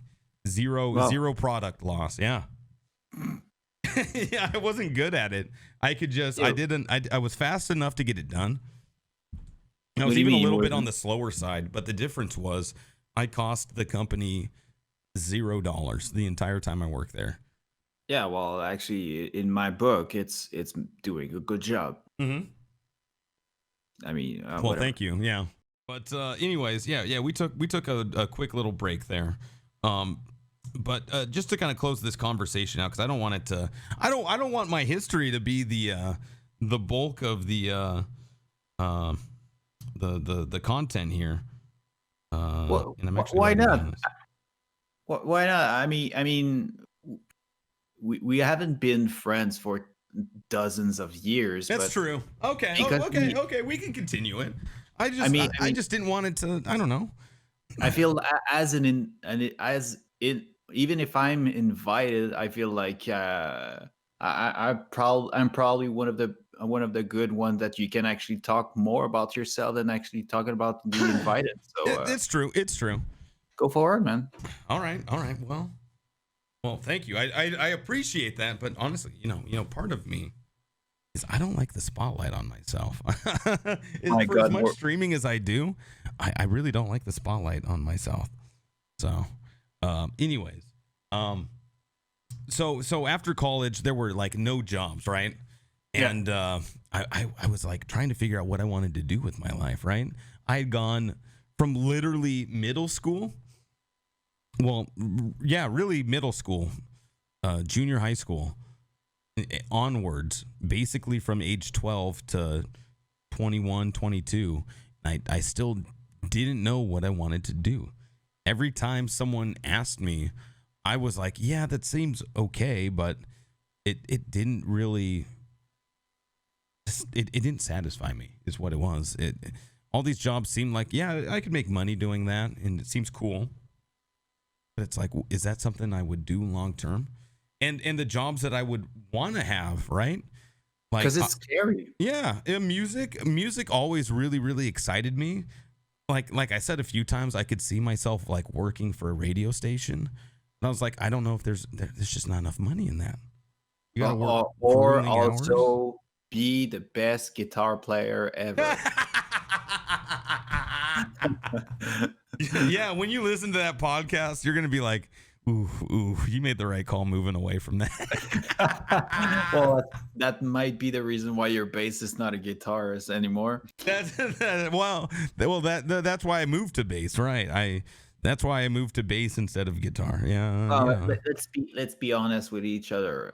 Bass is by far better than guitar. Guitar is show off, but bass is the base of everything. Like That's right. I mean, they call it. It's the adult guitar. Exactly. You get the thicker strings, that deep sound to it. Oh, I love playing bass. I love both. Man, when I plug in the bass though, oh god, I love it so much. Mm-hmm. I'm so glad that I didn't break anything in the move down to Nashville, because I got my entire rig down here. I have a big TV. It's like a 65-inch TV, but it's like super thin. It's like maybe a third of an inch thick. It's like one of the thinnest TVs you can get. Super thin. I could pick the whole TV up myself. Move that down here without breaking it. Not only you're showing off with your TV, you're also showing off with your muscles. Yeah, no. I got a really bum shoulder. I'm not. I can't. I can carry some pretty good weight, but man, my shoulder really limits what I can do. Really? Because of an it comes injury? It comes out of the socket all the time. Oh, nice. My God, are we two of the same person? Me too. Like I can just wake up the wrong way and my shoulder pops out. Yeah, I've had that happen too. And being in bed when it comes out, it's the worst. It's the worst because the easiest thing you do to get it back in the socket is to relax it and slowly start to work it back, right? Yeah. And you can't let it dangle if you're sitting down, if you're laying down. Yeah. So getting up to that standing up position it's brutal. It's the worst feeling, and I need extremely painful. Oh, it's extremely painful, and when you're sleeping and you wake up and it's out of the socket, it's dude, it's the worst pain. Yeah. That's so funny that you have that exact same problem. Yeah. What happened to yours? What happened to your shoulder? Nothing. The first time it happened, I was just about to ask a question when I was in high school. I just put my arms up and it just dropped. Oh, it was the first time. No way, dude. Even only the first time, it was a weird moment. And like it happened once while I was playing hockey, but it was like the 4th or 5th time. And now that I'm 30, it happened like 30 times in my life. Yeah, I'm literally at about that same number now. Yeah. The only good part of happening more and more time is just it's less and less painful every time it happens. Well, that's not good. I agree. It gets less painful the more it happens. That's bad though. That's also a bad sign. I know, because the less it's painful, the more it's prone to happen again.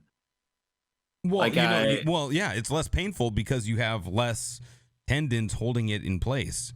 Exactly. You're not ripping as many tendons when it comes out of the socket, but it also makes it harder to put it back in.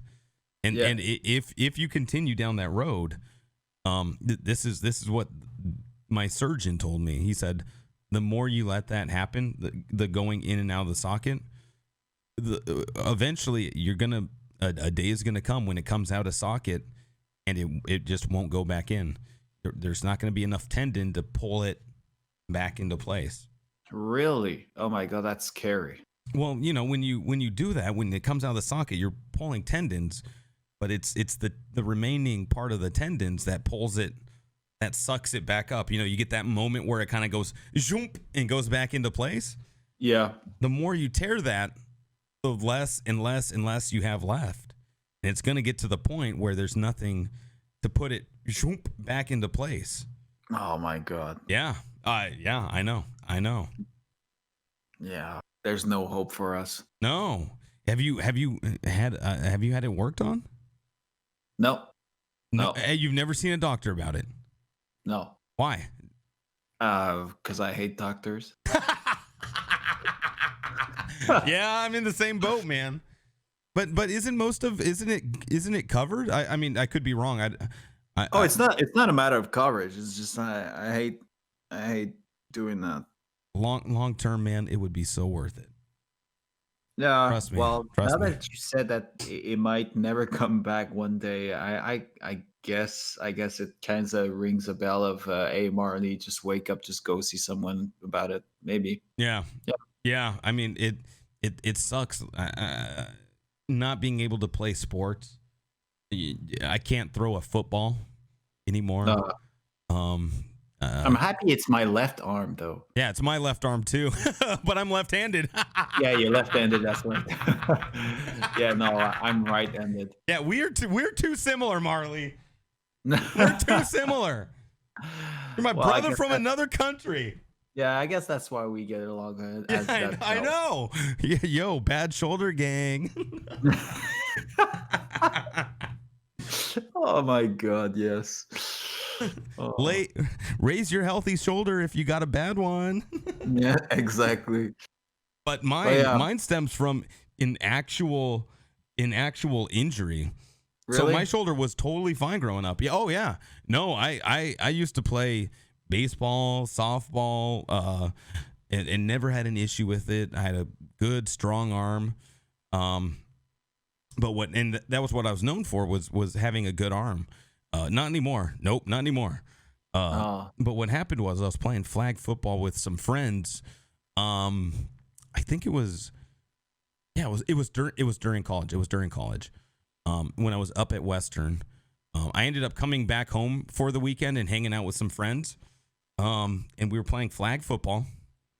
And I went out to catch a football. Like someone threw it into the end zone, right? Yeah. Playing wide receiver. And no pads or anything. You wide receiver. It was just us friends. It was just okay. By the way, if there was one thing I excelled at, it was playing wide receiver. Really? Because I was a little guy, I was pretty fast, and my biggest thing that I was like Chris Carter.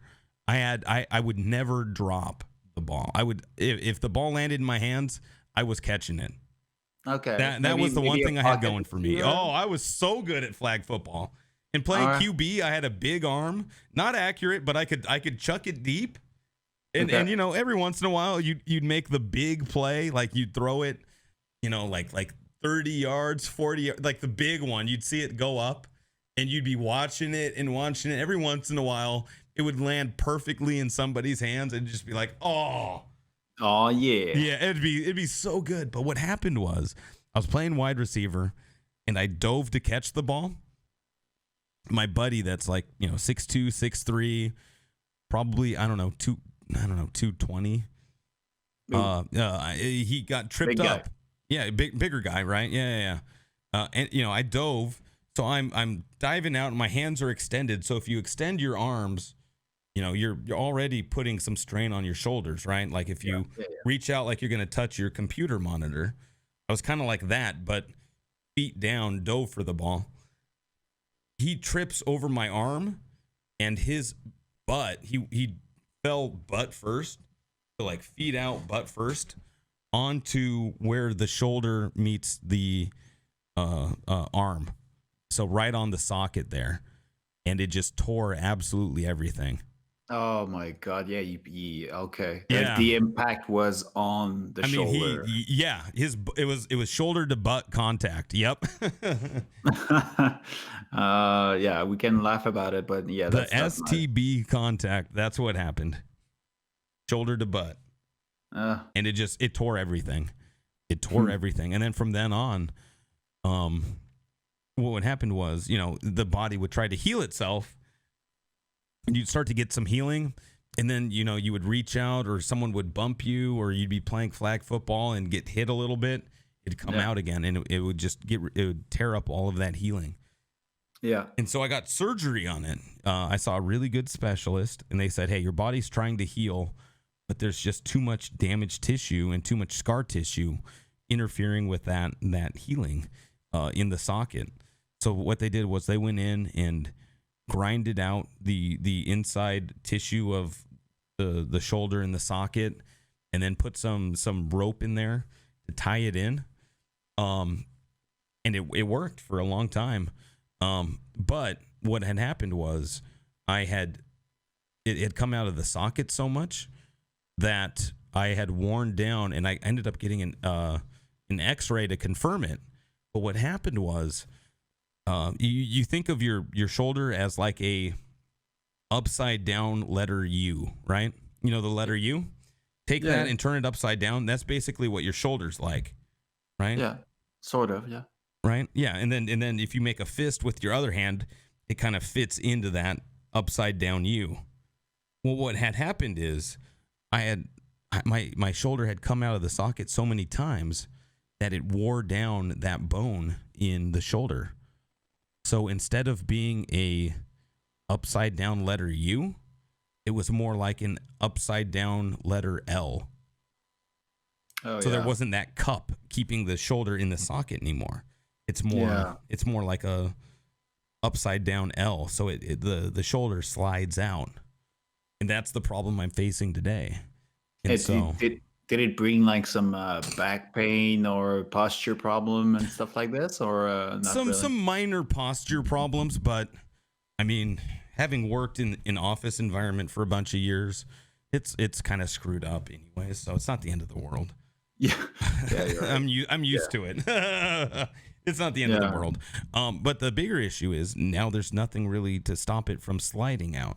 We solved the problem of it kind of like pulling out, but it's still prone to sliding out now. So I talked to him. I need to get another surgery.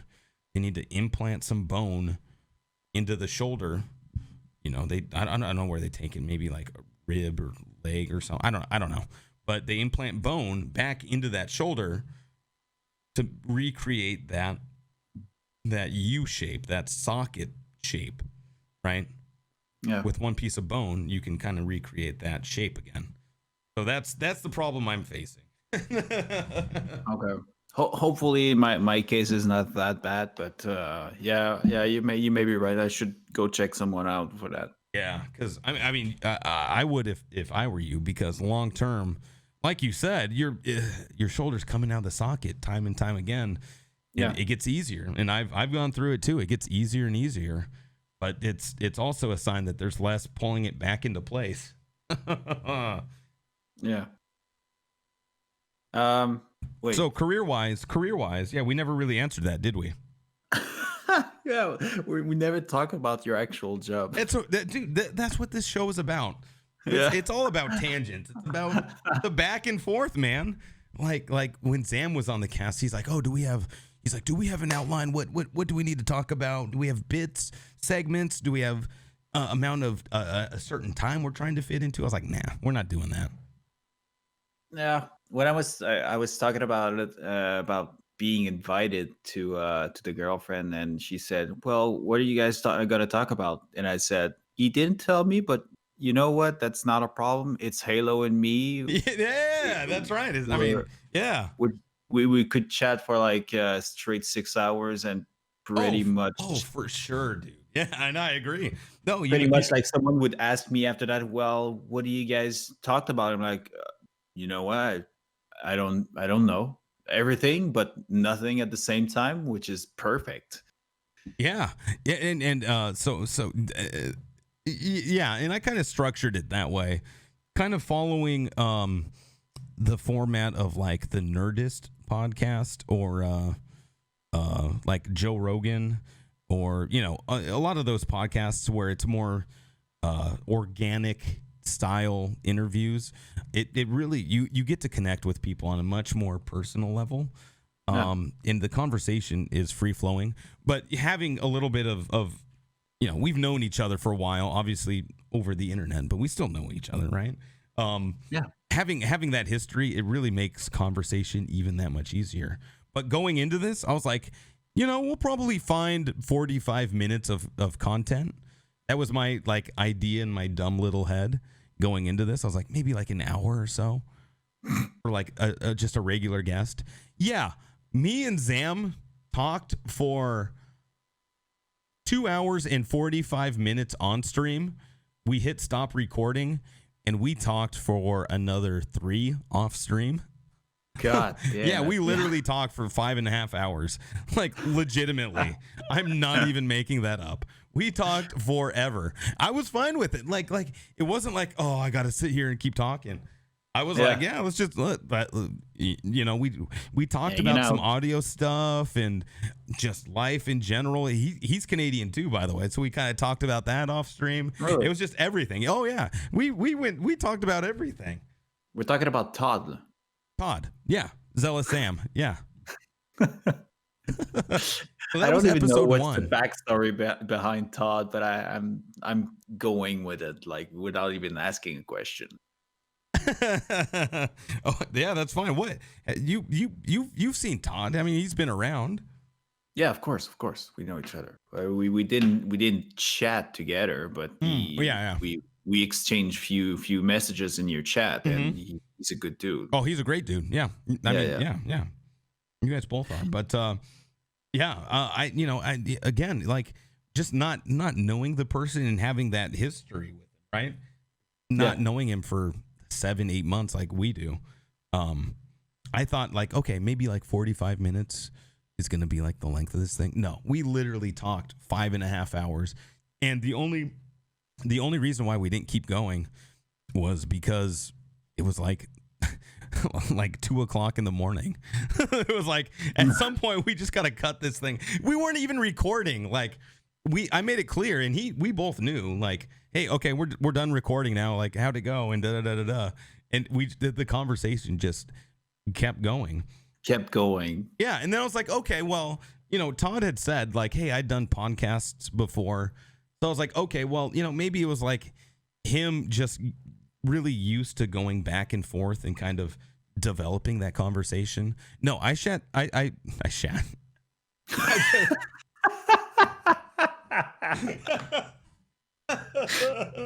If you would never, if you I shat myself. That's what happened. Wow, what? No break with Todd. Only chat. Oh man, no, I didn't chat.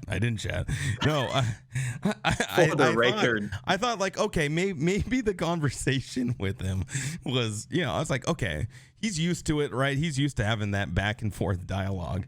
But then I sat down with Shadows, and the conversation was even longer. Really? We talked. The recording alone was 3.5 hours. The conversation, the recorded conversation was 3.5 hours. And okay, we only talked for like 2 minutes afterwards because we're both like, okay, that was a great recording. We both got to go pee. Bye. And we left. Yeah, obviously it's not gonna happen every time, and good thing, because you cannot do a 6 hours conversation every time. No. But my expectation was so far off of it. Well, it's actually, give yourself some credits. I mean, people wouldn't be chatting with you if you weren't interesting yourself either. So, oh well, yeah. Thank you. I guess. I mean, that's very nice of you. I'm putting yourself into the spotlight. Yeah, again. I know you are. I'm sorry. Marley, spotlight back on you, not on me. I can't handle it. I'm not a good public speaker. Oh, you should learn to be, man, Oh, if you want to be on the internet. I shat myself again. That's what I do. A classic shat. I can't believe I said that. Have you ever done that? Have you ever done that at an unexpected time? Not since I'm older than probably 4 or 5 years old. It never happened to me.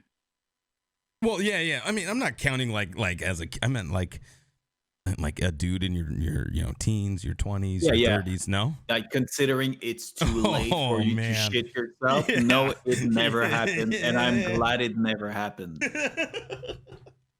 I did it happened. A lot of things happened in life, but this was not in my to-do list. Okay. I'll be honest. I did that once. I was I don't know what I ate. I don't know what happened. Maybe something didn't sit really well, but I got in my car. I had been working for CBRE for like 6 months at this point. It's like 7:30 in the morning. Oh my. Okay. And I started driving into the office and it hit me. And I thought everything was fine. I thought I was good to go. I got pretty close to the office. And you kind of have that moment where you're like, what is that odor? What am I smelling right now? And I got that. I was like, nope. And I just wheeled it around. And I was like, I got to call in sick. Like, I'm not going to show up late. Like, at that point, like, what am I supposed to do? I'm like, not going to tell my boss, like, hey, this is what happened. So oh my I was God. like, I opened up my phone. I was only like 5 minutes away from the office. And I fired off an email. Hey, I'm not feeling good. Got to go home. Of course you're not feeling good. You shat yourself. You feel terrible about yourself, I'm pretty sure.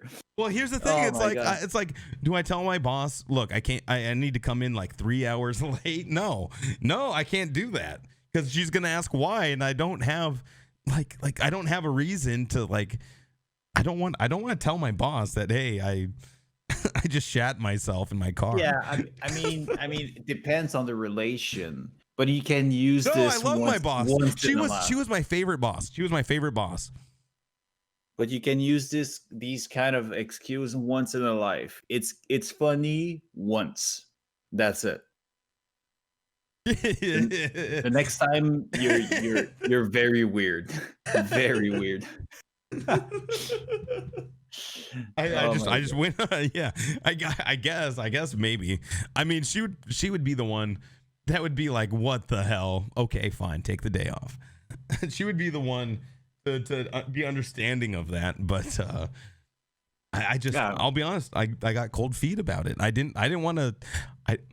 It's fine. Believe it or not, in my professional life, I conduct myself pretty professionally, and maybe at times too professional.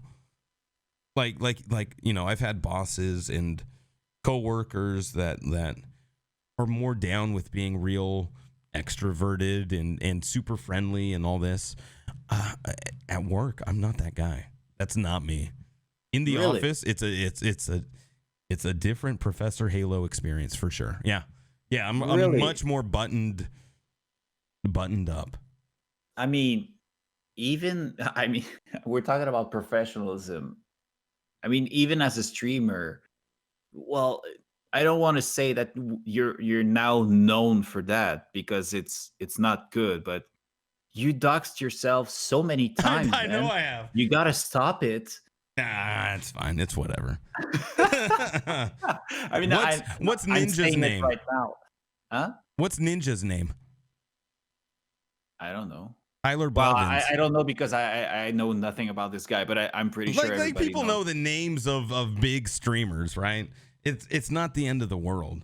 Dude, I'm talking about this because it's not in your VODs anymore, but we've seen your credit card number. No way. You bought a game on Steam and you showed your credit card number.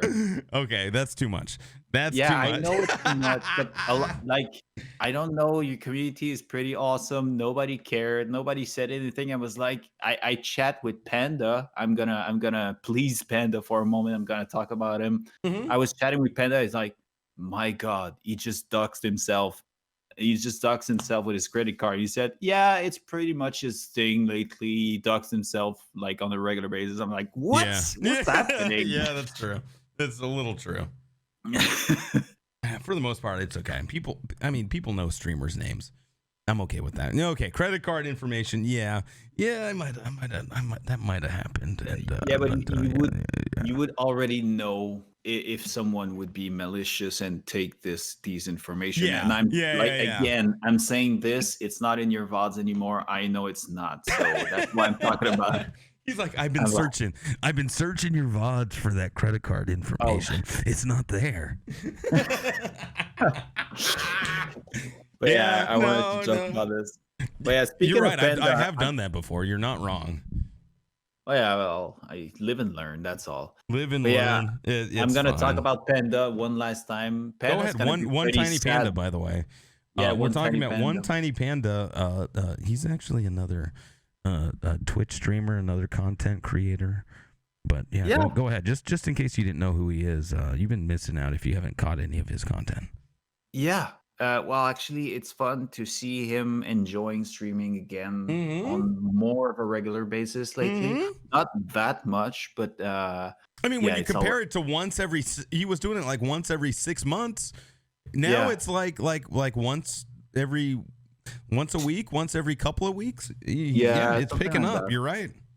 Yeah, that's fun. But yeah, he's got to be pretty sad about our podcast right now because he was expecting us like exchanging not challenges, but how do you say this? Like he thought we would be like challenging ourselves and stuff and be like on the edge and stuff, and we're probably too chill for him right now. So I'm sorry. For sure.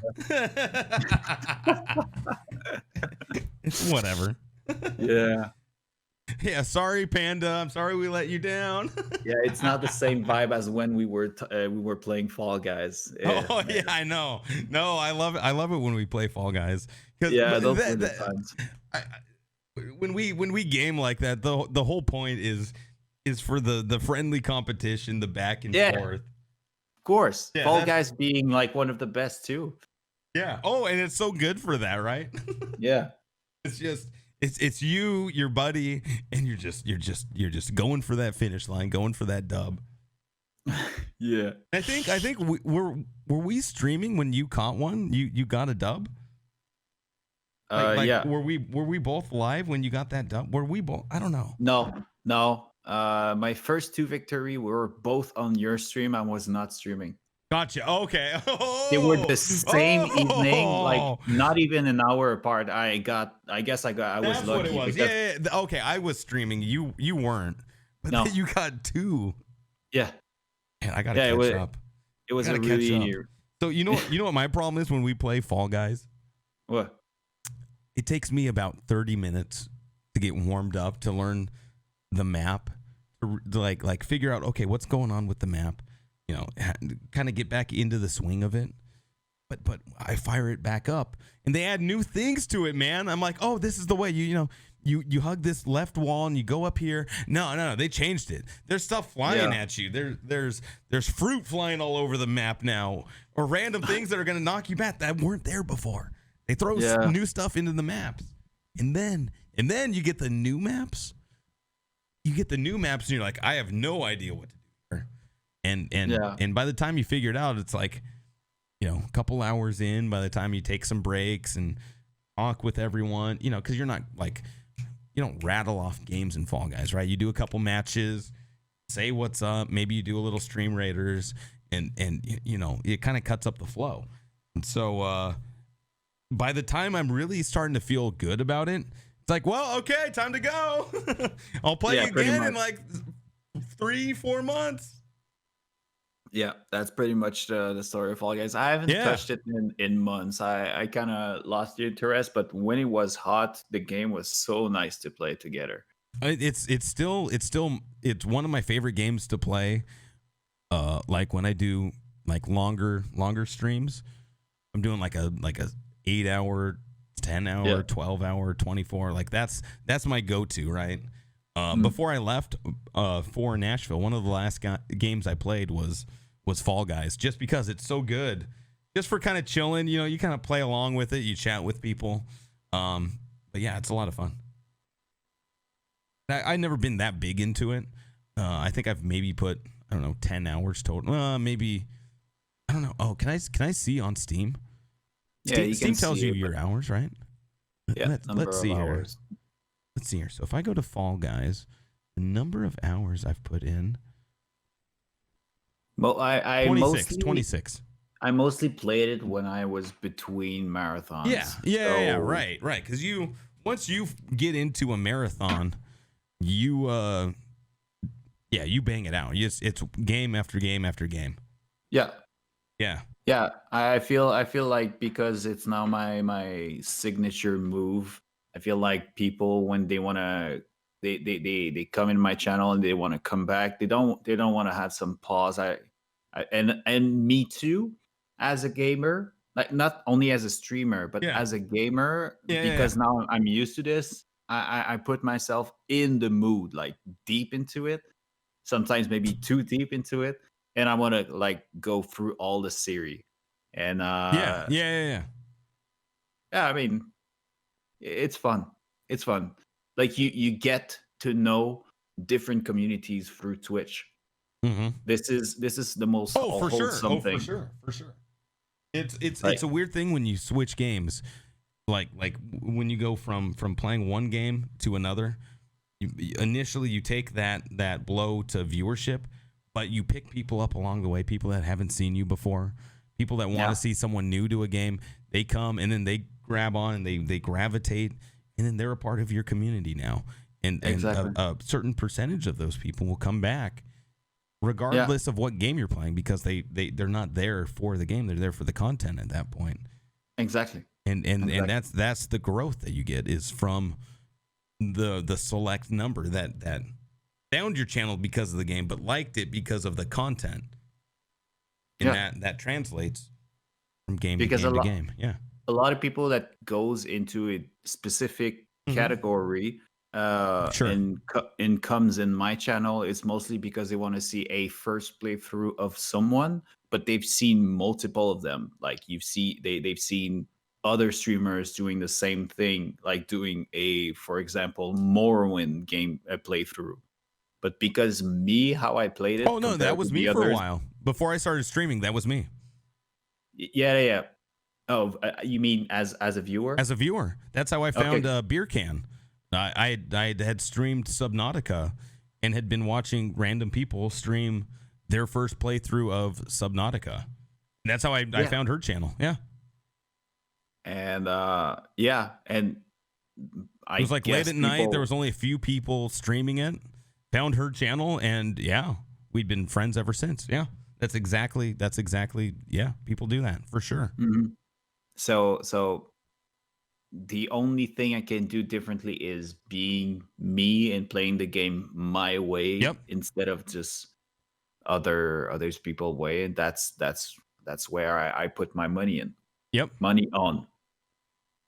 So I've been thinking about a new bit for the channel, a new segment, a new type of stream, and I'd thrown it out there. I'd asked chat. I didn't get too much of a response. It was really late at night. A few people responded, but what I want to do, and I you can tell me if it's totally wrong. Let me know your thoughts on it.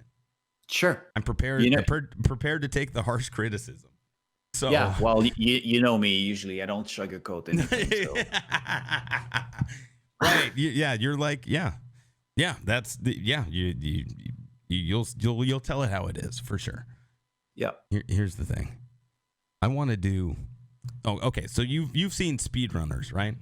People that play a game as quickly as possible, and they put up the overlay with the split saying, "Oh, here's the time for this boss. Here's the time for this boss." Right? You've seen that. We're talking about our history as a viewer. I started watching Twitch because of speedrunners, because specifically of Mario 64 speedrunners. No way. Yeah. Your initial viewing on Twitch was Mario 64 speedrunners. Yeah. Whoa. I didn't know that. Yeah, I started watching Buka. When I found this guy, Raideen Buka, it's Beuca. He's a partner. Now he's doing more other games. He was doing some Super Mario Maker too, but now he's speedrunning Zelda Ocarina of Time as well.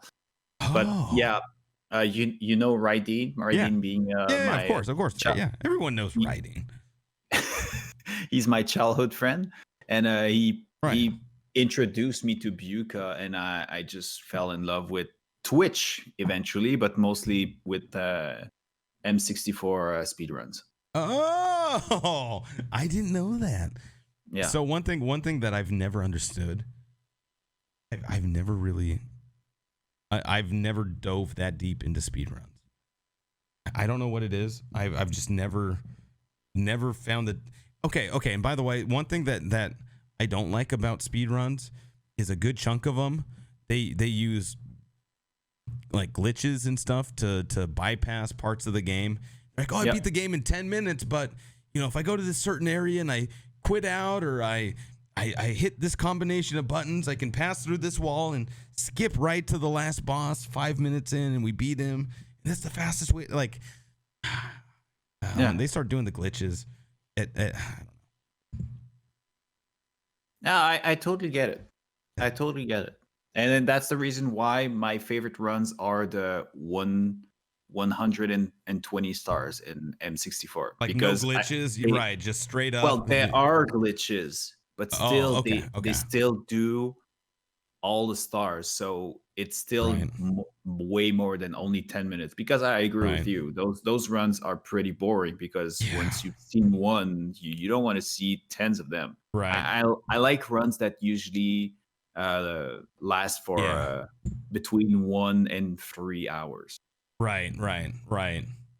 And I agree. And it's just it's not that I don't like them, but it's just I just never understood the attraction to those really highly glitched speed runs, the ones that set records and whatnot.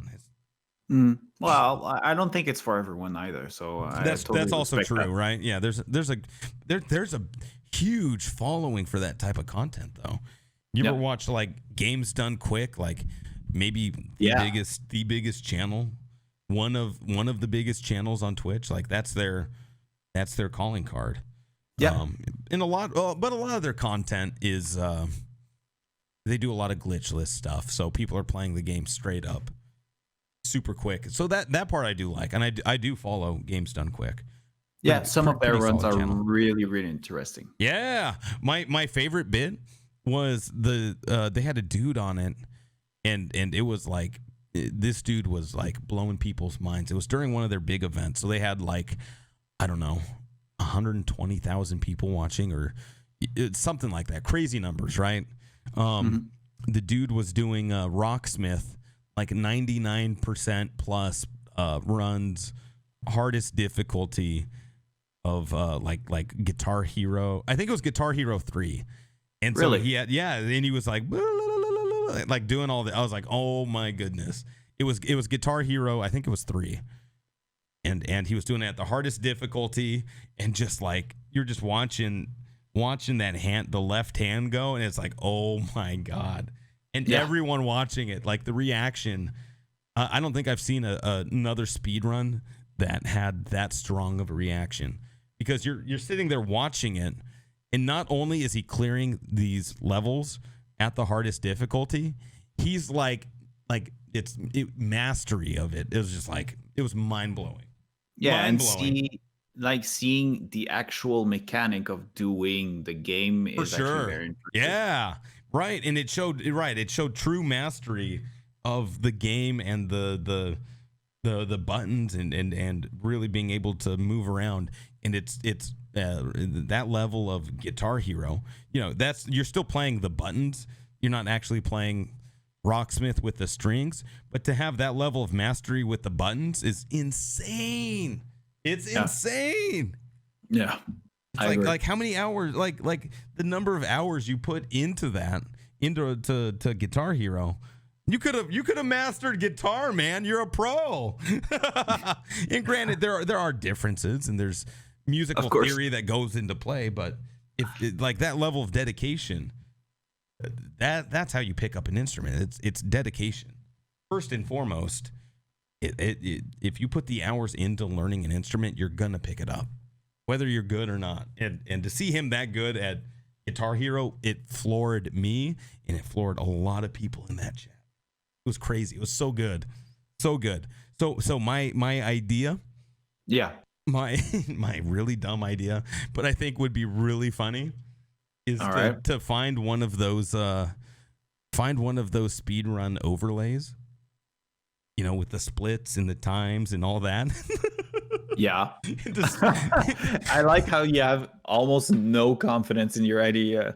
No, I don't. I just think it'd be really funny to pitch the stream as a speed run of whatever game, like Dark Souls 1 speed run, and to start the timer and to just play the game how I play games. Yeah. Well, why not? And even like stop the timer between streams and then pick it up like a second day at 5 hours in. Actually, not in a funny way, but some people do this because it actually helps the YouTube people to understand where they're at, like how much time they actually spend on the game. Oh, okay. Yeah, so but I would pitch it as, this is going to be a Dark Souls 1. This is going to be a Mario 64 speed run. And then 4 hours in, I have 20 stars and cut the stream and then pick it up day 2. Well, just give it another name, call them your slow runs or whatever. You're right. No, that's exactly what I would do. Yeah. Yeah. All right. Yeah. I dig that idea. Yeah. That's pretty cool. Yeah. I mean, it's pretty Halo. That's what I'm gonna exactly. Trolly in a fashion way. That's right. I'm 30 hours in to this speed run. Dark Souls 1. Yeah, I like that. That was something I talked about it yesterday on stream, and I was considering doing that again. I thought about it more today, and I don't know. I think it's something I might do in the future. I mean, it's pretty light. You don't put any pressure on anybody. You're just like right. But then you get a random guy expecting a speed run to come into your channel, and they see the timer. It's 15 hours. Asking, it's actually under 2 hours, and you're like, what? Yeah, you should act surprised every time. Exactly. This is the ProfessorHeylow new segment, shitty speed runs. Mario 64.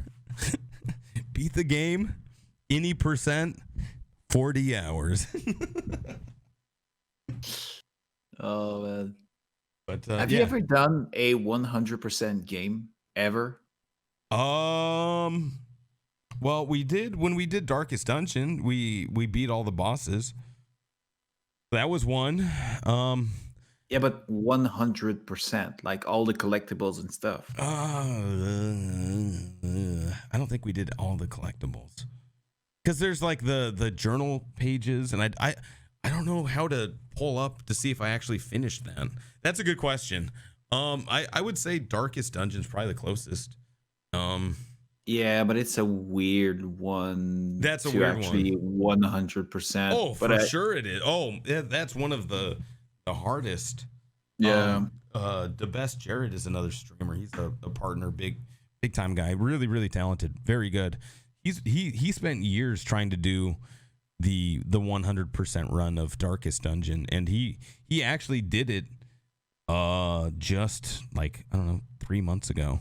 And really. other people had done it, yeah, as well. But that was like, it took him years. Like, it's that hard. He did it Blood Moon, hardest difficulty. He did all of the Shield Breaker nightmares. We did that. He upgraded the estate to 100%. So he bought all of the extra buildings, which are really, really, really expensive. Bought all of those. Got all of the journal pages. All of the bosses. Right there, it's dozens, even hundreds of hours. For sure. And that includes, he also he took down no, he didn't do, I don't think he did the fanatic. I think he didn't kill the fanatic in his run. I could be wrong.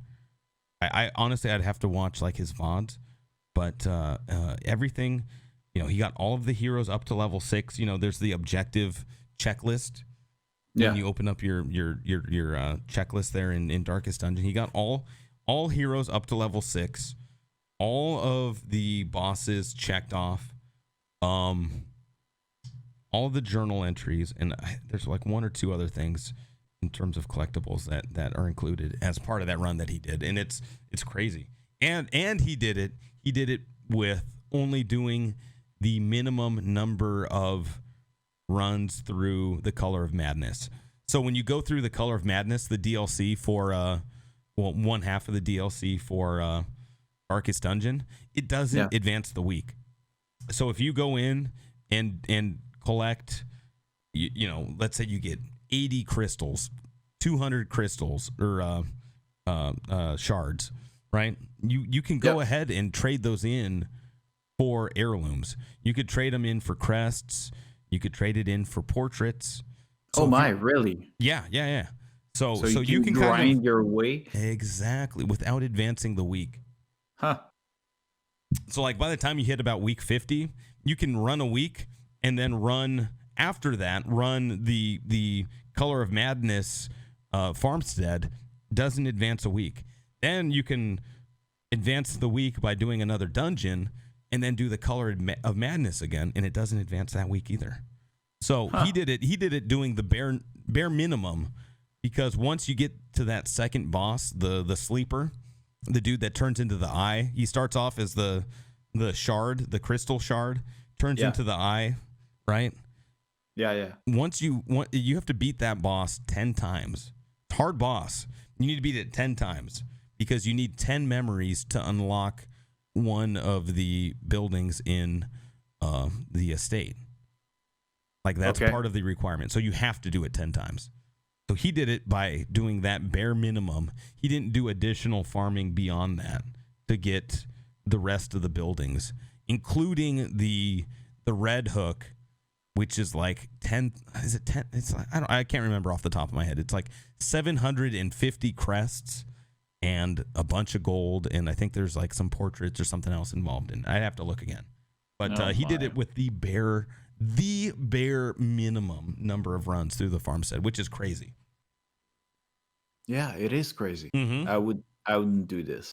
No, if I was to do it, my go-to would be and I have a Blood Moon run up on YouTube that I've been working through.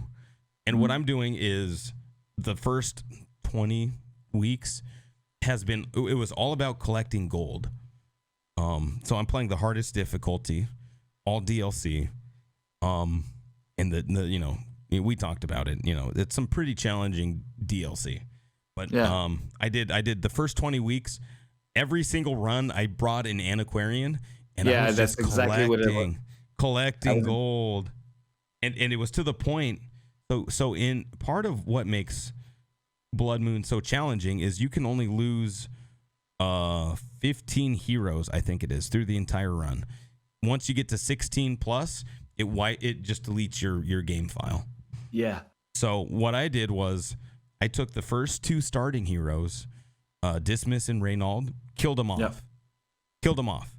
So that you get that week 0 run where you kill the brigands. But I wiped there intentionally, and I kept wiping until an antiquarian showed up. Because what happens is you do your run at the beginning, right? That first week 0 run with those 2 heroes. Then you make it back to the estate, and in the stagecoach, there's a Vestal and a Plague Doctor. Always. But if you wipe those 2 starting heroes, Reynald and Dismas, that farms the stagecoach populates with 4 heroes instead of 2. So you can go into week 1 with a full crew instead of going in with just a Vestal and a Plague Doctor. The Crusader and the Highwayman. Right. So you kill off your Crusader and Highwayman at the beginning. And so that you get a full team of 4. So the first 2, you're getting the Vestal Plague Doctor. The other 2 are random. Just like it is every week after that, right? It's a random stagecoach. Yeah. So what I did was I would kill off Reynald, Dismas, and then go into week 1, look at what's in the stagecoach. There was no antiquarian, I deleted it. Kept doing it, deleted it. So basically... Wait, so not only you were not having the Crusader and Highwayman they gave you at the first, but does the 4 character they give you on the week 1 because you sacrificed the other 2? Correct. Does in the 4 it includes automatically the Vestal and the Plague Doctor, or not? Always there. Yep. No matter what happens, they're always there. Okay, so you had 2 slots available for the Antiquarian. Okay. Yep. 2 random slots appear along with the Vestal and Plague Doctor. And so every time, there's a small chance that the Antiquarian is going to show up in one of those 2 random slots. Didn't show up, deleted it, went back to the drawing board, did it again. And so finally got one. And then the first 20 weeks or so is me just piling up money with the Antiquarian and getting the bank. The bank gives you 5% interest every week. And the goal is to get to a point where my interest is like 30,000 a week, 40,000 gold a week. Getting to the point where I don't even need to worry about money. So all I need to do is I could say forget any Antiquarian from now on and just focus on getting portraits and everything else that you need, because you need a ton. You need so much of that if you want to unlock it all. So in my current playthrough, I'm actually not done with it. I'm still releasing videos. I'm still like I would say 40 weeks. I think I'm like 60 weeks in or so. Maybe not quite 60. And you have 100, right? 100 weeks to do it. Yeah. So do you know the conditions of Blood Moon over Darkest? Nope. Okay. So in Blood Moon, the conditions are, well, easier for me to remember this when I'm playing it all the time. But I haven't played it in a while. But it's all enemies have 20% more health. Okay.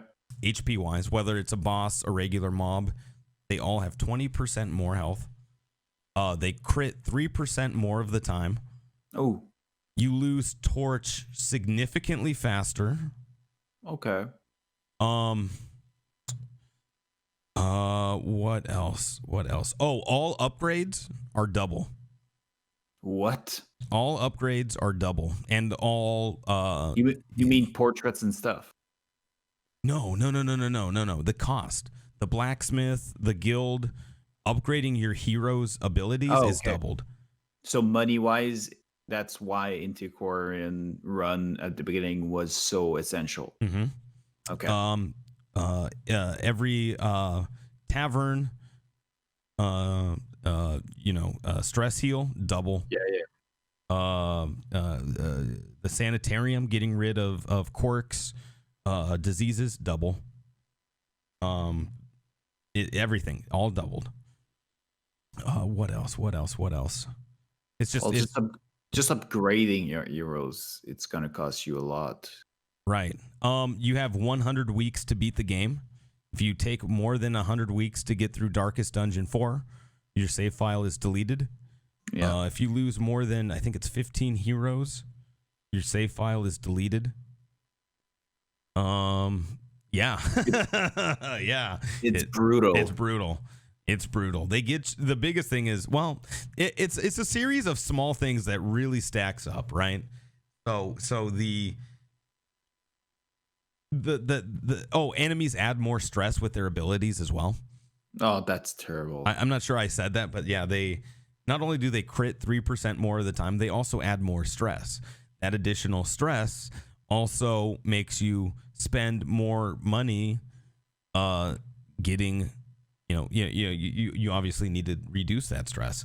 All that cost is double, right? And when you play on a harder Yeah. difficulty, the enemies like target one of your character. Yeah, to you apply get stress. that. You get that to a degree on Darkest, but yeah, on Blood Moon, they're also a little bit smarter with who they target. Obviously, it's not perfect, but yeah, they're also smarter about who they target. So, you add up all of those little things, and it makes it so freaking hard. And you lose Torchlight much faster. So I bring probably 30% more torches for every dungeon.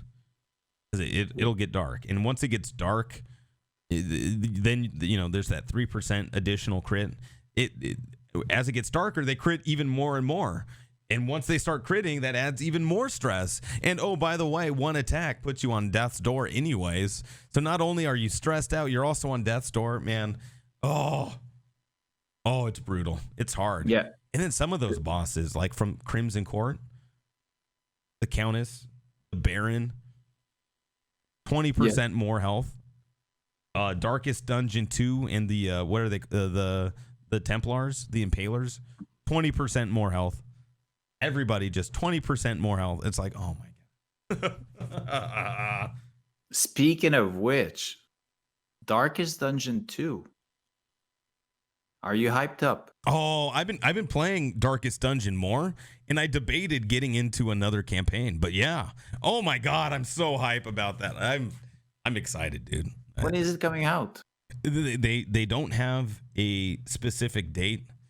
According to the best Jared, he thought it was going to be out January 12th. Obviously, that didn't happen. And I've been saying it since the beginning. I don't have like inside information on that. So. If you look on the Epic store, not on Steam, if you look on Epic, you can put it in your cart. It says it's coming soon. That's all the information I got. I got nothing beyond that. Have you seen the board game? Yeah, I've seen it. Oh my, yeah, it's so expensive. It looks awesome. It really looks cool, but I don't know if I could justify paying almost $600 for one board game.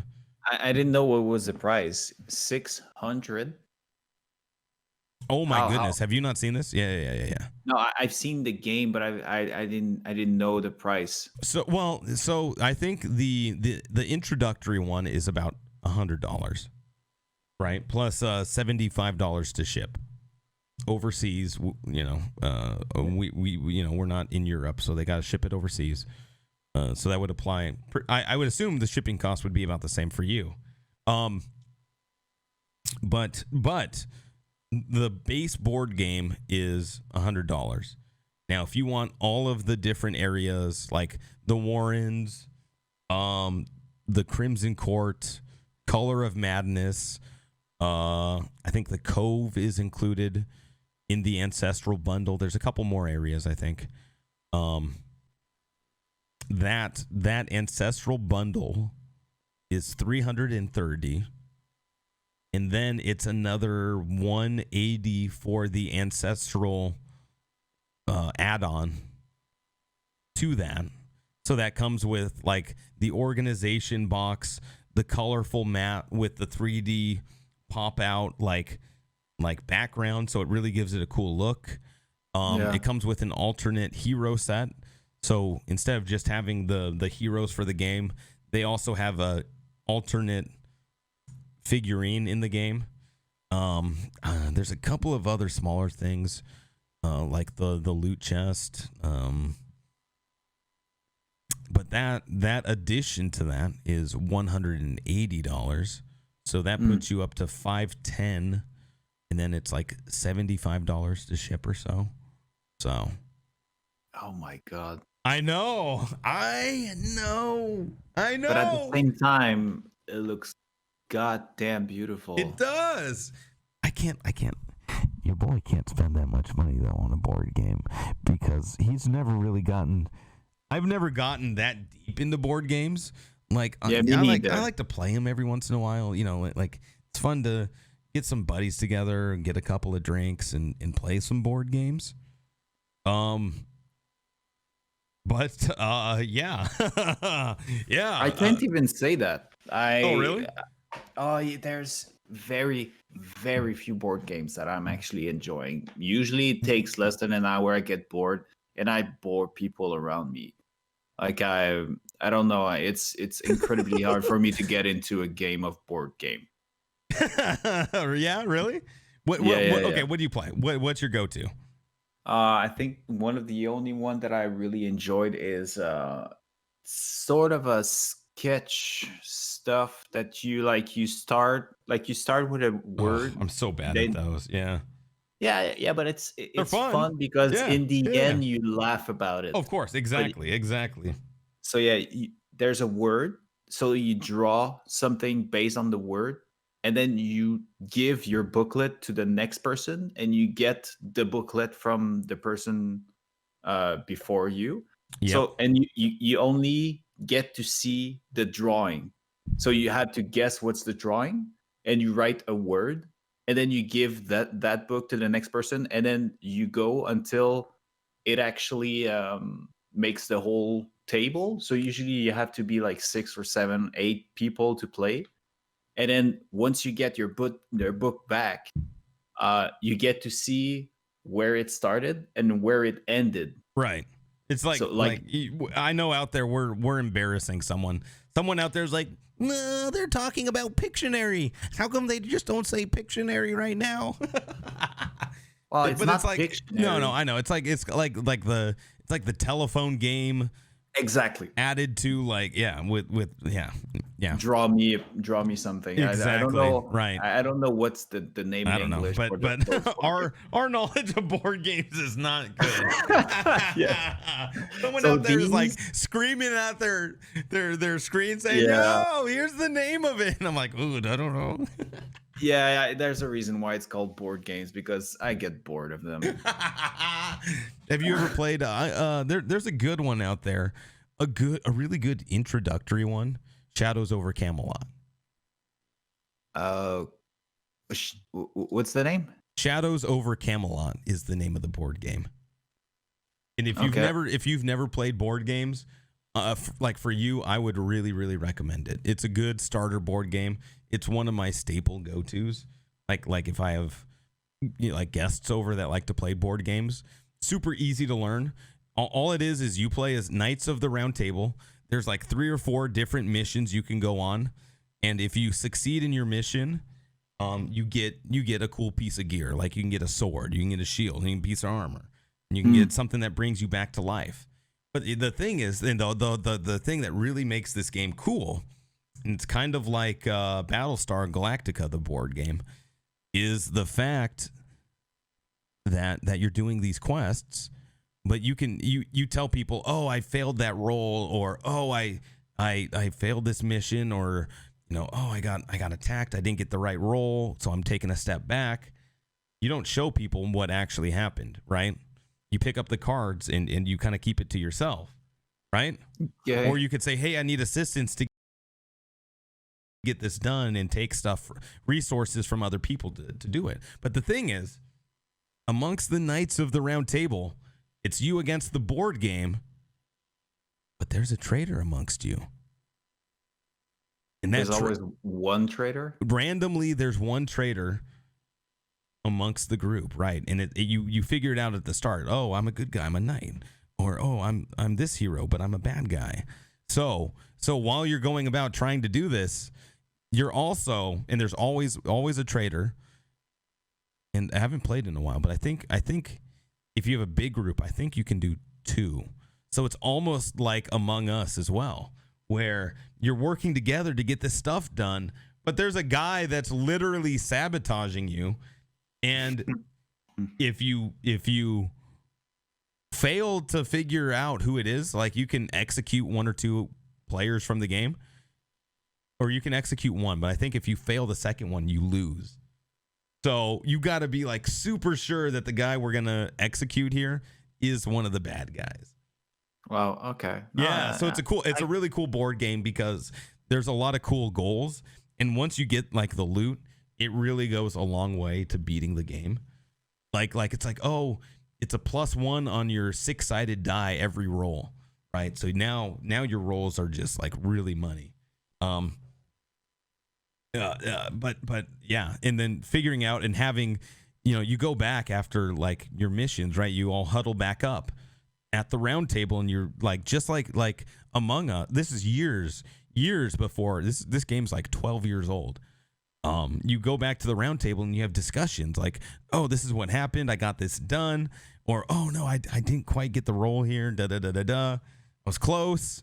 You can choose to reveal, like during your quest, you can choose to reveal cards to your allies, or you can do more but keep it secret, right? So yeah, it's really it does a really good job of combining like that mystery aspect to the game, but also gives you a sense of accomplishment for when you get stuff done. It's a cool starter board game. I like that one. There's also that just to be part of the cool kids, like there's also that Among Us vibe where you need to figure out who's the bad guy and ask questions and stuff. Yeah, it turns into a shouting match between you and friends, like, you're the bad guy. No, I completed this quest. I brought Marley back to life. I'm a good guy. No, you did that to throw us off the scent, but you really failed these 2 other missions. It's you. Yeah, you have the Among Us discussion within the game. So it's been out forever. It only takes like an hour and a half to play a whole game. So again, for the guy that doesn't play a lot of board games, the guy like me, the guy like you, it's cool. It's simple. You're rolling dice and choosing to expose cards or keep cards. In a lot of ways, it's like poker, but more hidden, because you keep the results from the rest of the people. So yeah. So yeah, no, it's a really cool, it's a cool game. I'll look it up. Yeah, Shadows over Camelot. Have you ever seen? That's the worst part of not loving board games. I am part of a group of people who loves them. Have you seen the YouTube show Tabletop? Tabletop? No, you've never seen Tabletop? Okay, no. Tabletop is a who's in? I gotta look it up. It's a it's a YouTube show. I'm not sure if that's the name of the channel. Oh man, people are gonna be yelling again. I know it. This is one of those things. It's like, what was the main character of Shrek? Was it who was it? What was his name? Like, I should know it. Will Wheaton. Will Wheaton is the guy that started it. Obviously a bunch of different guests throughout the different board games. God, see, you get one beer in you and your memory goes out the window. Well, I had to. Anyways, Will Wheaton is the guy that runs it, but they pick random board games and just play it, right? And they did a whole episode on Shadows over Camelot, and it does a really good job of illustrating what the game is like. Like what it's like to kind of work together and figure out who the bad guy is, or maybe you don't, or it's so cool. Nice. Yeah. I'm actually check it in out. front of their Their channel page. I'll look it up. Yeah, that's a good overview of the game. But yeah, I don't know how we got onto the topic of board games, but yeah. We're in the same boat. We're both like, yeah, we play board games, but we're not good at them. Yeah. You know, some of those take like 6-7+ hours. I like another one is Settlers of Catan. I played that a lot. I've never really developed a deep interest for that one. I don't know why. I tried Catan, like the first game because it was my first game, but yeah, it's mostly the same. I don't get invested. Yeah. I feel like we're on an island on that. Most people that play Catan love Catan. Oh yeah, they get crazy about it. Yeah. Yeah, that is a firm that crew runs hard. I have a question. Yeah. And I'm a little scared of asking it. You told me that we were supposed to listen to some messages. Oh yeah, no, that's still on the agenda. Okay. I'm a little scared about listening to these because I don't know how I'm gonna react to those. Like I don't even know what to expect. Do you want it? We could do it now. We could do it later. It's whatever you want. I don't care. I usually kind of do it towards the end. Okay. But yeah, no, that we didn't forget about that. Don't you worry, my friend. Okay. Well, let me end the conversation. Well, let me ask about ending the conversation about your job because we never talked about that, did we? Well, we mostly talked about how you got where you were at, but what you're actually doing, I don't know. So what happened was, after college, I had a couple of jobs. I worked for Google for a couple of years as a vendor, not a full-time employee. But I was actually part of the first team to go in and update Google Maps, because at the time Google Maps had been out for a few years and it was beginning to get stale and turning into MapQuest, where people were doing things like driving up streets that now turned into one-way roads, or businesses are closed and Google Maps says it's open. So our job was to go up and update it. So I did that for a few years. And that's why today, like when you look at Google Maps, you don't see businesses that are closed. The mapping direction tells you to go down this way and not up a one-way street, and to take this way instead. That was work that we were the first team to go in and do that. But what happened was, how do you do that? How do you do that? Well, what were you actually doing? You were taking your cars and trying? No. Users would report to us, hey, this isn't right. There's an issue with this area. Can you take a look? So then we would, go into Google Maps, look at satellite view, and from the satellite images, we could get a sense of what's going on. You could see if a business had closed. You can see, this is a one-way street. We got to change the routing and change, the direction of the arrow so people don't go up this way. And that was work that we did. So we would literally work basically on Google Maps, rerouting streets so that they would flow the way that they're supposed to. Okay, that makes sense. Yeah. But I did that for a couple of years. And again, by the time I was done there, it was like 2011, and the economy wasn't great. And I took a job working as a temporary employment for a commercial real estate company called CBRE. They manage buildings for companies. They manage things like commercial buildings in commercial space. So if you go into a building, like a bigger business complex, a lot of those are owned by CBRE, at least here in the States. And they manage that space. They bring vendors on to make sure windows are washed, that the janitorial services are taken care of, all of that stuff. The general maintenance is taken care of. So my job there was managing insurance for Microsoft. So if a random company came on site, it was my job to make sure that that those needs were met, right? That they met certain insurance standards. So that way, if the painting guy shows up and backs his car into the building, that money isn't being taken from Microsoft, that their insurance company is going to handle that. So my job was to make sure, hey, this company is up to date. They're on track. And so part of that, being the kind of mathematical guy that I was, I really leveraged a lot of Excel, started generating reports to say, hey, this is the number of businesses that were compliant. Here's the ones that are not compliant. And it was my job to reach out and email and say, hey, you need to send us proof of your insurance. It's called a certificate of insurance here, to make sure that they're up to date. That way, if there is a problem, everyone's covered. And no one's walking away losing a lot of money. People aren't getting sued, all that sort of thing. So that was my responsibility. Why not being trapped in some sort of clerical madness? I mean, it was a start, but the thing was, I started developing these reports, and these reports got traction. And so when there was an opening for an analyst position, I accepted an offer to interview, and then got the job.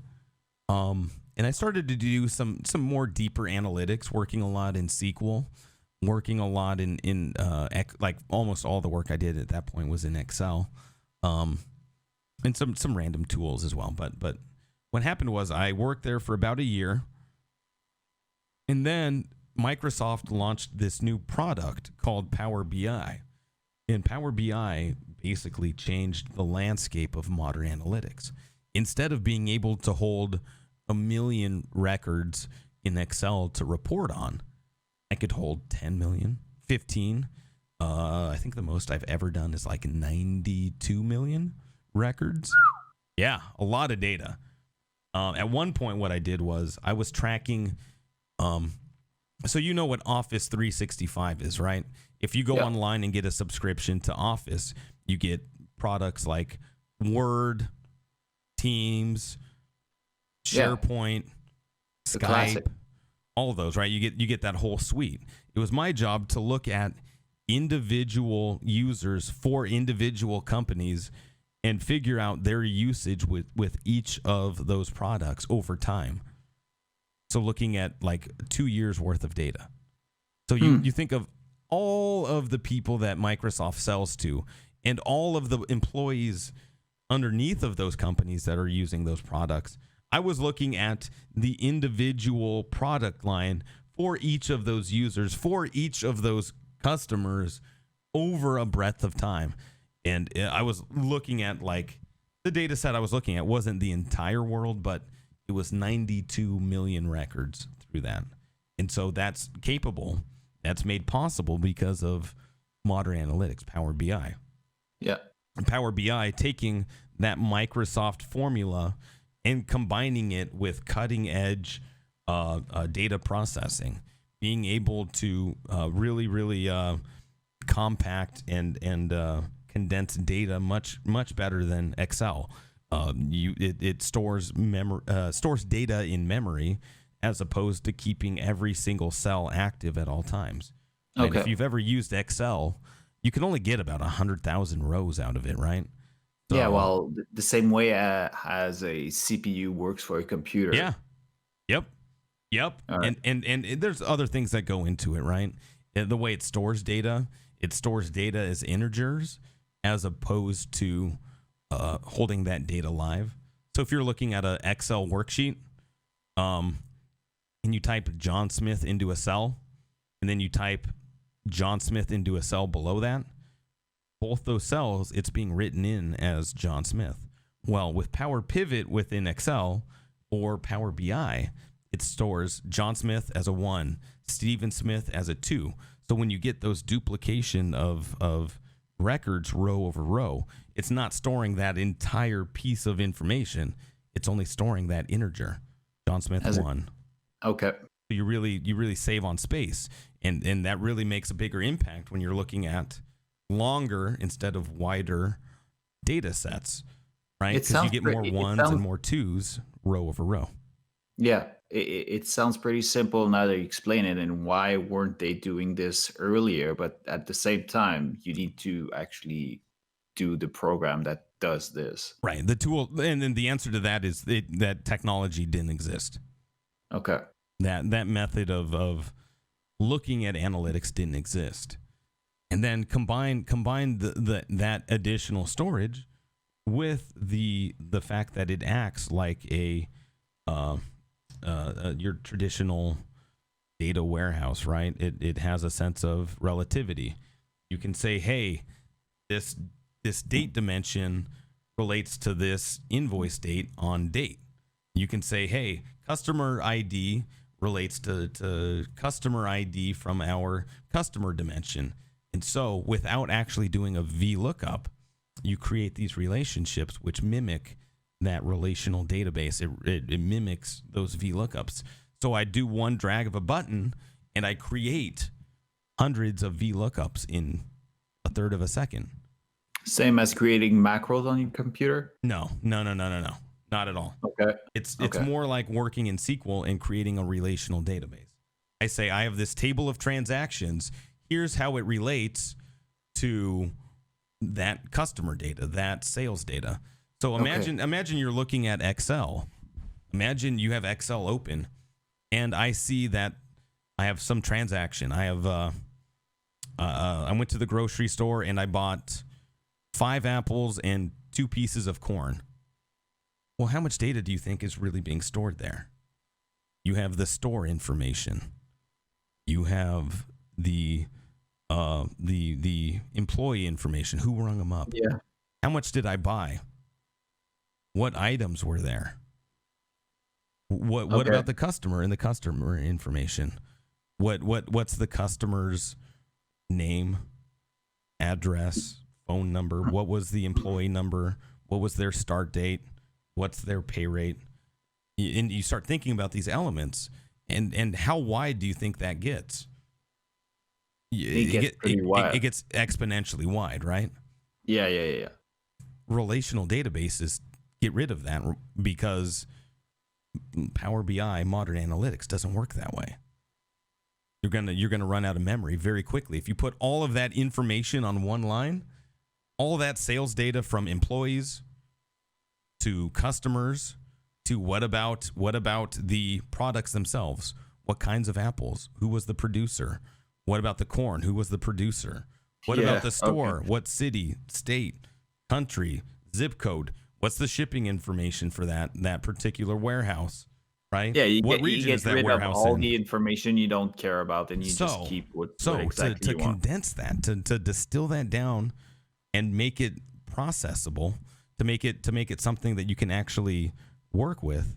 I say, hey, I was customer 10, bought quantity 20 apples from employee 10 from store number 15 on the date 1/15, January 15th, whatever, right?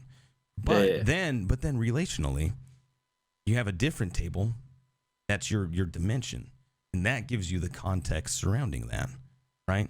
You know, in that main table, the one with the millions of transactions, because you're buying apples and corn. I'm going there. I'm buying weed and Doritos. Someone else is going to that store. They're getting steak and milk, right? You're building up all these transactions. But all I'm doing is saying, hey, it was customer 5 that bought from employee 12. It's customer 93 buying from store 1,322. But you have these set of dimension tables that hold the detail behind that. Oh, store number 25. That's the Quebec Safeway. That's located in Quebec, in Canada. It opened in 1995. All of that information is in a different table dimensionally. So on the reporting layer, I pull in those elements only as I need. They're not active on the page. I could then go in and say, okay, this is the store. I want to see the customers that bought from that store. Or you could do the inverse of that and say, I want to see the customers.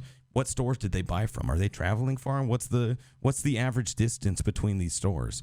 Now you're looking at analytics in a completely different fashion.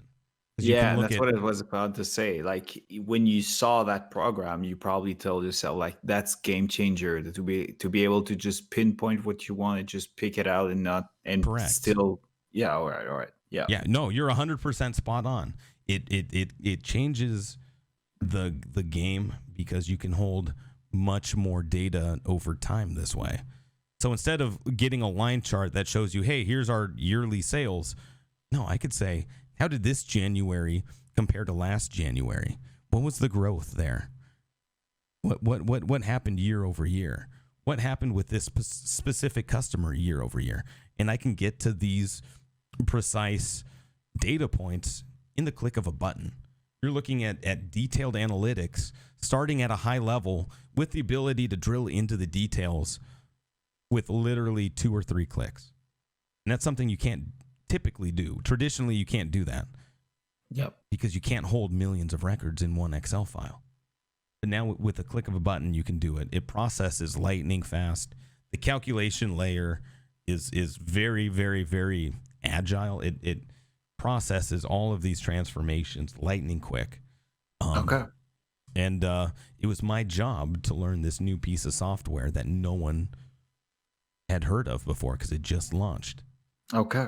And so I went deep into learning this, and it opened up a lot of opportunities. I taught at a local college for about 2 years. This very topic was analytics, and that's what I do now. It's the same thing. I'm doing it for a larger company. This time it's more on distribution of medical supplies. Okay. And figuring out where are we selling the most, who are our biggest customers, and what are the trends in their products, and that's my job, is to take them away from 5 different people developing their own sales report and then going to the CFO saying, oh, our sales accounting will say our sales were 5.2 million, and then someone from the individual store will say our sales were 5.4 million, and the CFO is like, why are these numbers different? We're getting away from ad hoc reporting, and people reporting in their own bubble, in their own sphere. We say, hey, here's the business rules that are these are the set of filters that we're gonna apply to a standard set of reporting. Everyone's gonna have access to it. And we're going to have one consistent number, updated X number of times a day.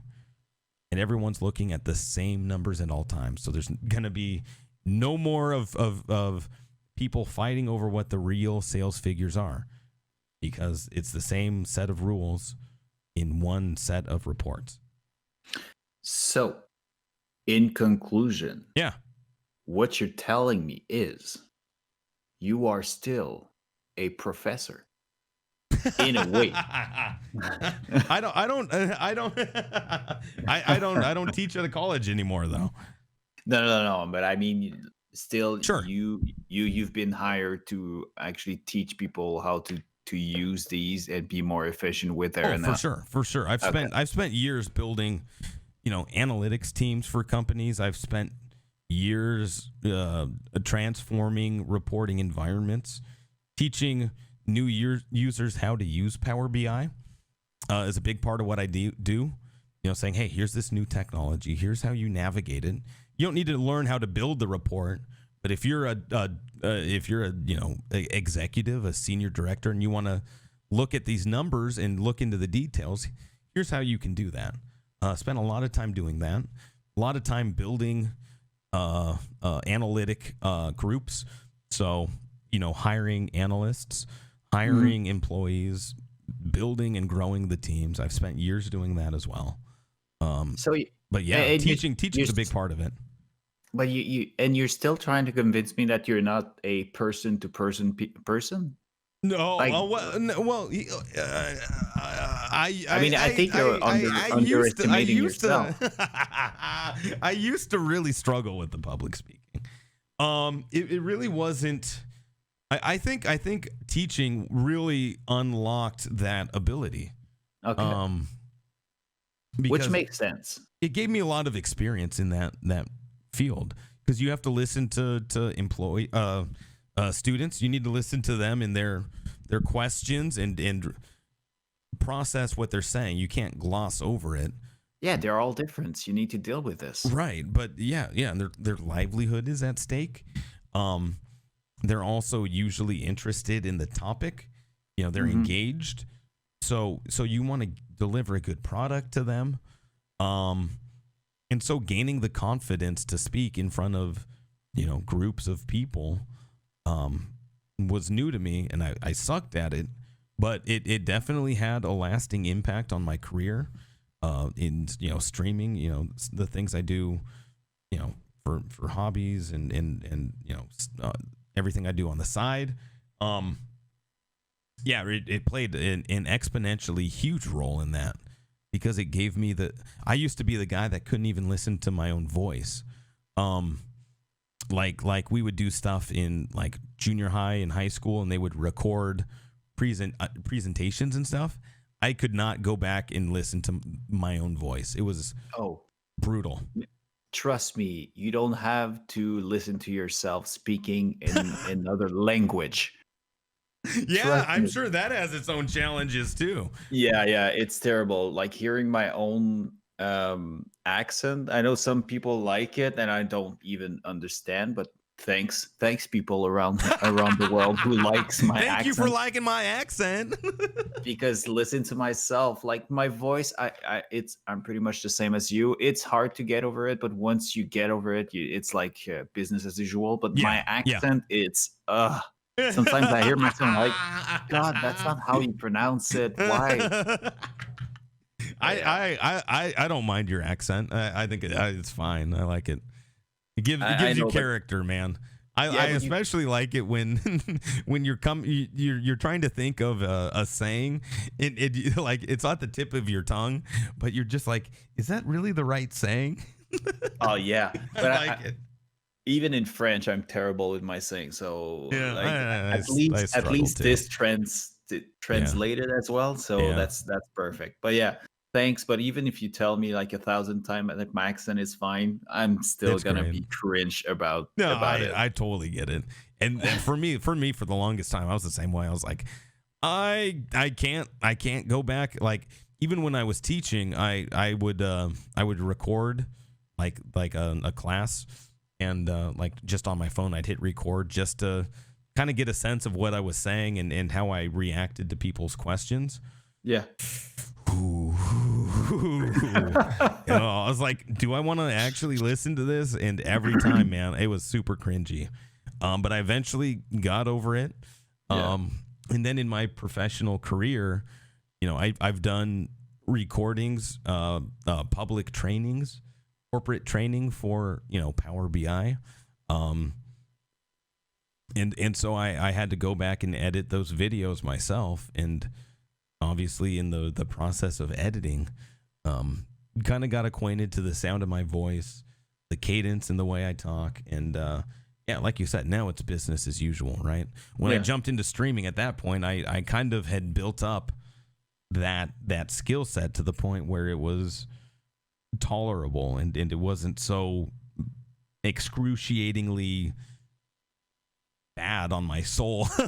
like honestly, if I didn't go through the process of teaching, I probably wouldn't be a streamer. I probably wouldn't be sad. Oh, I mean, say what you will, but I don't think that I would. I don't think I would be able to deal with hearing my own voice. A lot of what you have to do is when you first start streaming is go back and rewatch VODs and revisit jokes, things you've said, revisit audio. You want to go back and listen to music and see, hey, did I have the volumes right here? I messed with the volumes here. Did that vibe well? Did it sound well? Did it come across okay? You do a lot of technical things behind the scene, and it requires you to hear your own voice.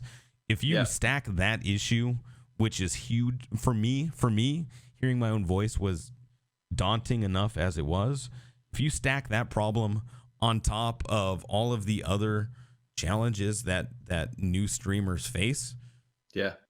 Besides all of the tech work, besides trying to be entertaining, besides trying to stream to 0 people, besides trying to come up with things to say in chat, you stack that problem on top of all of those, it probably would have been too much for me. That alone would have been too daunting. So It's having easy that equity, when you think about it. How not easy, but it would have been easy not to do it when you think about it. Like just one day you woke up, you didn't feel like it, you don't stream, and then the next day it's harder and harder every day. I hear a lot of people who stream and have a hard time starting streaming again because one day they didn't stream, not a whole week. It started with one day. And that's probably what drives me the most, to stream my schedule all the time, because I fear that if I skip one day, it's gonna be harder to start the next day. And if it's just a bad week for you, it might crashes. It might crashes. Yeah. Like because this gig doesn't like breaks. Oh no. You're 100% right. The worst thing I did to my streaming career was move across the country and then get sick shortly after. Yeah, you're right. That was it really made a big impact on on my streaming success. For sure it did. For sure. If you take a week off, it's awful. It's awful. It's gonna show. Yeah, I took 12 days off to move, and then I got sick, and then I came back and I streamed like twice. I think I did 2 streams. I came back, and then the second one I was like getting really sick, but I was still streaming. And then I took, I don't know, like 5 days off after that because I couldn't talk, and that was the worst thing I've ever done. And I knew that going in, but it was the worst thing I'd ever done. Yeah, and I'm pretty sure you were pretty sick. Oh, I couldn't talk. I had no voice, like none. Like knowing you, usually you would try to stream, but I trust that you were that you were pretty sick. Did you see the last stream before I really got the bronchitis bad? Towards the end of it, my voice is so shot, and I could tell, I could hear it in my voice, and it was really really starting to hurt. Like the throat was getting real burny and all that. I was trying to drink as much water as possible, and I knew it was going downhill. I was like, oh, this is gonna suck, but gotta do it. Stubborn. Yeah, I've already started. And then after that, it was just done. Like no voice, couldn't talk. I was supposed to start my new job that week, and I went in and got seen. They're like, you can't work. You're not even going to be able to get through the door because we're diagnosing you with bronchitis. But B, you also can't talk. So just start your new job 1 week late. Oh man. Yeah, I know. Great first impression. Well, good thing it didn't get like badly to your head. Like it could have like break some confidence into like getting into the new job and stuff. So good thing you're still doing great job wise. Oh yeah. No, job wise they're super happy. No problems there. Everything's fine. They're like, oh, we were excited to have you start, but we get it. Thanks for not getting us sick. Da da da da da. Okay, yeah. Thank you. Especially these days, you don't want to get anywhere near someone who is sick. Oh yeah, no, for sure, for sure. And I would hate to make someone worry about having COVID or whatever, having to go and get that test. I got tested for it before I started, and probably the worst experience of my life. What? That much? Okay, I might be a little sarcastic, dude. The Q-tip that they stick into your brain, really sucky, man. It's not a great experience. I mean, literally, it brought tears to my eye. Like, they shove it in there and then they get it up there and they twist it. Oh, I do not want to do that again. It was highly uncomfortable. They say they do it for like 10 seconds or 5 seconds. It feels like an eternity. I felt like he was just scraping that thing for hours. Sorry for laughing, but yeah. It was weird. He pulls it out like some of my brain kind of comes out with it. It's like a little spaghetti, like coming on out. Oh, come on. That's disgusting. Have you seen the Q-tips they use though? Yeah, I've seen everything. Oh, oof, it's not comfortable. After that, you're asking me why I don't want to go see doctors? Yeah. Oh, yeah. I mean, I don't blame you, but yeah, all that stuff. Yeah. Taking all that time off. That was, and leading up until that point, I was cruising. I was doing so good, and then I came back and had a couple of really, really successful streams, and then I got sick again, and then I came back after that. And I was like, oh yeah, I'm really trying to piece together this thing now. Moving for 2 weeks, I think that was pretty acceptable. And I think, well, you not you promoted it, but you advertised it as that's true. Yeah. Get prepared, people. And we were prepared. Like nobody asked any question. Well, I'm speaking of every people that I know. Maybe some didn't know, but the next week, I was confused myself. And I know you personally, and I was confused. So I can see that how people got even more confused than I am. Yeah, I was. Yeah, I posted about it on Discord, but obviously, the word didn't get out there, and most of the time I was, and I've said this on stream, like when I get sick, I turn into a baby. I was, in bed, on the couch, curled up, just sleeping it off. And that's the only way I get through these things. I just sleep it off.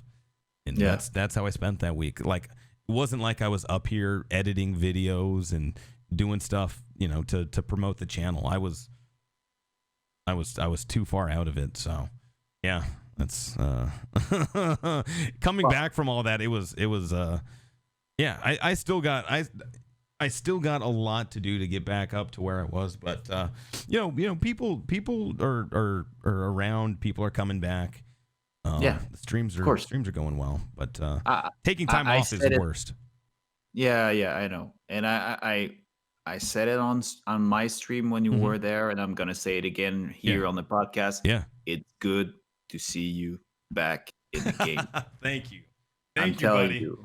Like, there was a piece missing in my inventory, and now it's back. You were missing that Black Knight halberd, huh? Of course. Missing that prime loot. Of course. It's good to be back, man. It's good to see you. It's good to see all the regulars, man. I love streaming. As much time as I've taken off of streaming, I've I can understand why people would feel like it gets a little bit harder to fire up that stream. For me, it's I guarantee you, it's the 180 of that. The more time that I take off, the more I am itching to get back into it. Good. Yeah. So you want to do voicemails? I haven't seen. Now let's go ahead and see if anybody has left us a voicemail. I didn't look. I should have done some show prep. But looking here. Hey, we got a voicemail. We got one? We got one voicemail. You want to give it a go? Should we listen to it? Of course. Okay. See, this is why I need to work for a radio station. I need some good intros for the voicemail segment. Yeah. Yeah, that would be great. So I'm prepared to get uncomfortable. Oh yeah, no. Get ready. Get ready for uncomfortableness. If it's really bad, we can edit it. Are you ready? I haven't heard this before, so we're gonna listen to this. Great. Okay, let me turn this down and okay, here we go. So I'm gonna hear it, by the way. Yep. Well, let me know if you can't, but I'm gonna play it here. Here we go. Hey guys, it's Todd. Listen, I'm about to go into a big meeting here of how we expose some people to hydrogen dioxide, and you know how many people we might actually have die from that exposure. But I came in with a question here for you guys. I'm just wondering, when you were growing up, did you have a favorite toy that you liked? If so, did you ever break it? How did you break it? Oh, well, I gotta go. Bye, guys. What? That's pretty. So that was Todd, right? It was Todd. By the way, check him out, Zealous Sam on Twitch.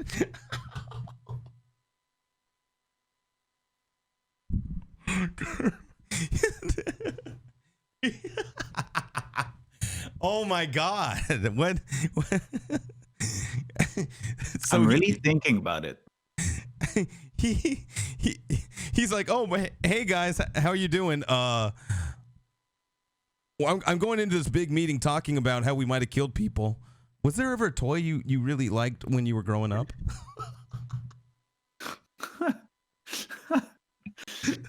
The juxtaposition on that.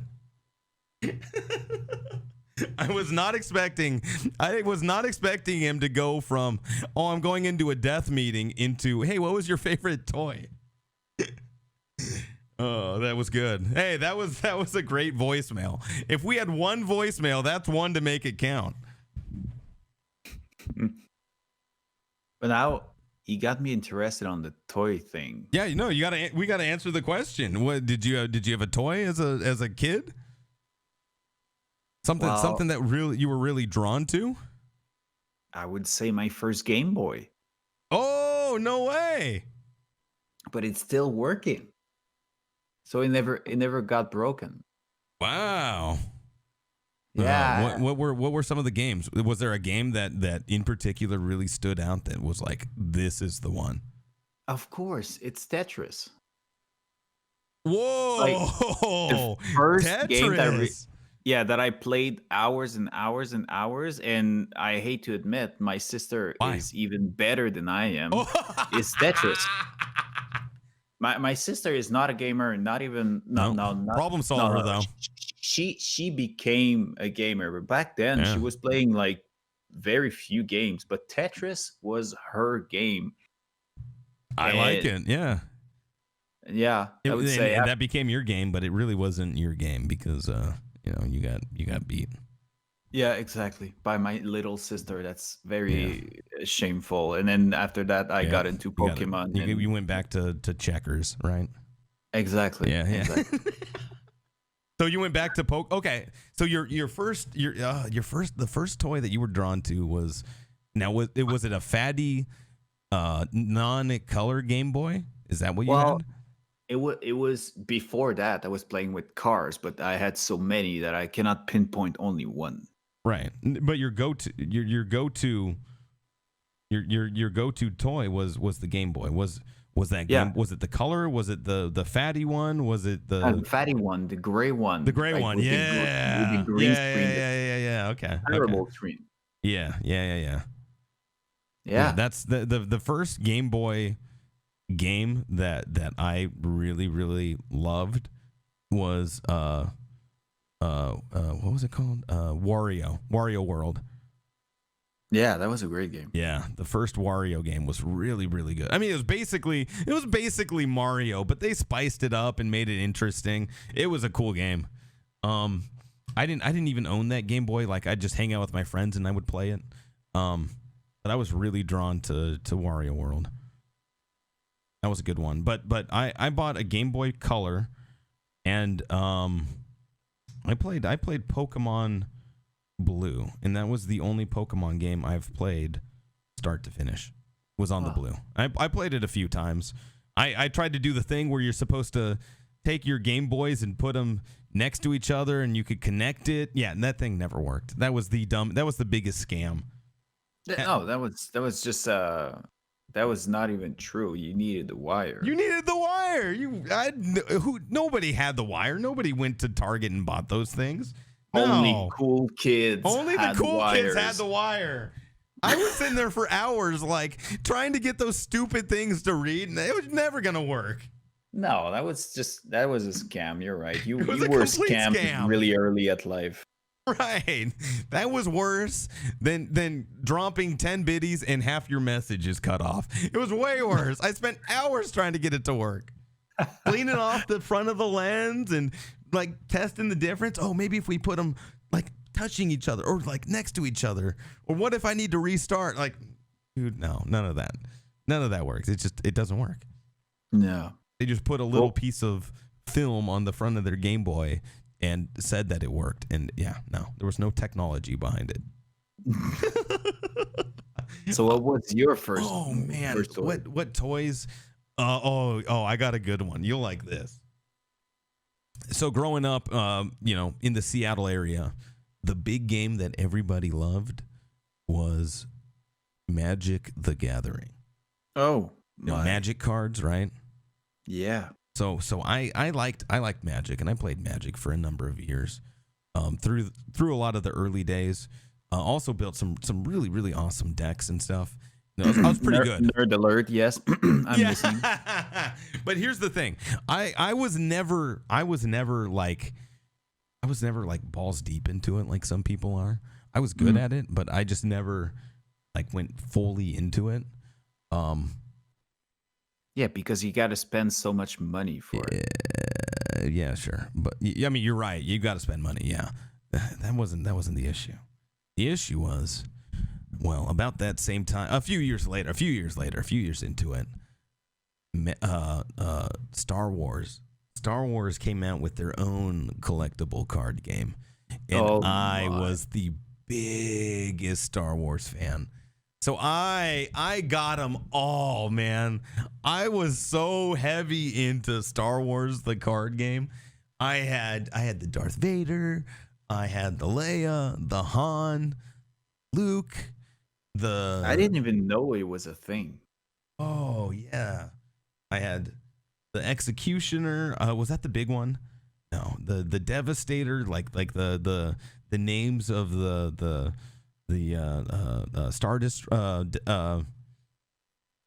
the big ones. Oh man, I'm gonna get It's reamed. not a destroyer. Yeah. I'm not a Star Wars. Is it the Star Destroyer? Yeah, Star Destroyers. I don't know why that sounds weird, but they had names for the Star Destroyers, the ships. Wait, I'm pretty sure it's wrong, and we're gonna get flamed for that. No, it's Star Destroyer is the name of the ships. I'm pretty sure, like 99% sure. And Really? yeah, the thing with the two round balls on top, those are the Star Destroyers. Oh, yeah, and they had names for them. And then like they had the super huge one from Empire Strikes Back. Then I think that's the Executioner. I had that card. Like I had all the cards. I had so much fun playing that game. Oh, I don't even know if I ever played the rules 100% right, because the rules were really complex. But yeah, for me, Star Wars cards growing up, yeah, for sure. I did a little bit. Them? I did. I think I gave them away at one point. Wow. I think I gave away my entire collection. So you didn't break them; you just broke. No. I had the cases. Giving them. My entire deck. I had all my cards, whether they were good or bad. I had the plastic little case that you would drop them into. Yeah. And then when I wasn't playing like an actual game, I would take the really good ones and put them into the hard plastic case inside of the other plastic. Yeah, dude, I'm not kidding. Yeah, I was not. I would no jokes. Condition. Oh yeah, no. I kept them in great shape. They were, black bordered original, from the original set. Yeah, like mint condition. I wish I didn't give those away. I wish I still had those. But for me, dude, being the Star Wars guy was geeking out to New Hope, Empire Strikes Back, Return of the Jedi growing up. Yeah, when they did their collectible card game, I was like, dude, these movies came out like 25 years ago, and now they're dropping a card game. I was like, that shows you the dedication to the franchise. I was like, I'm gonna play it, and I did for a long time. I played a little bit of Pokemon. I had some pretty good Pokemon decks.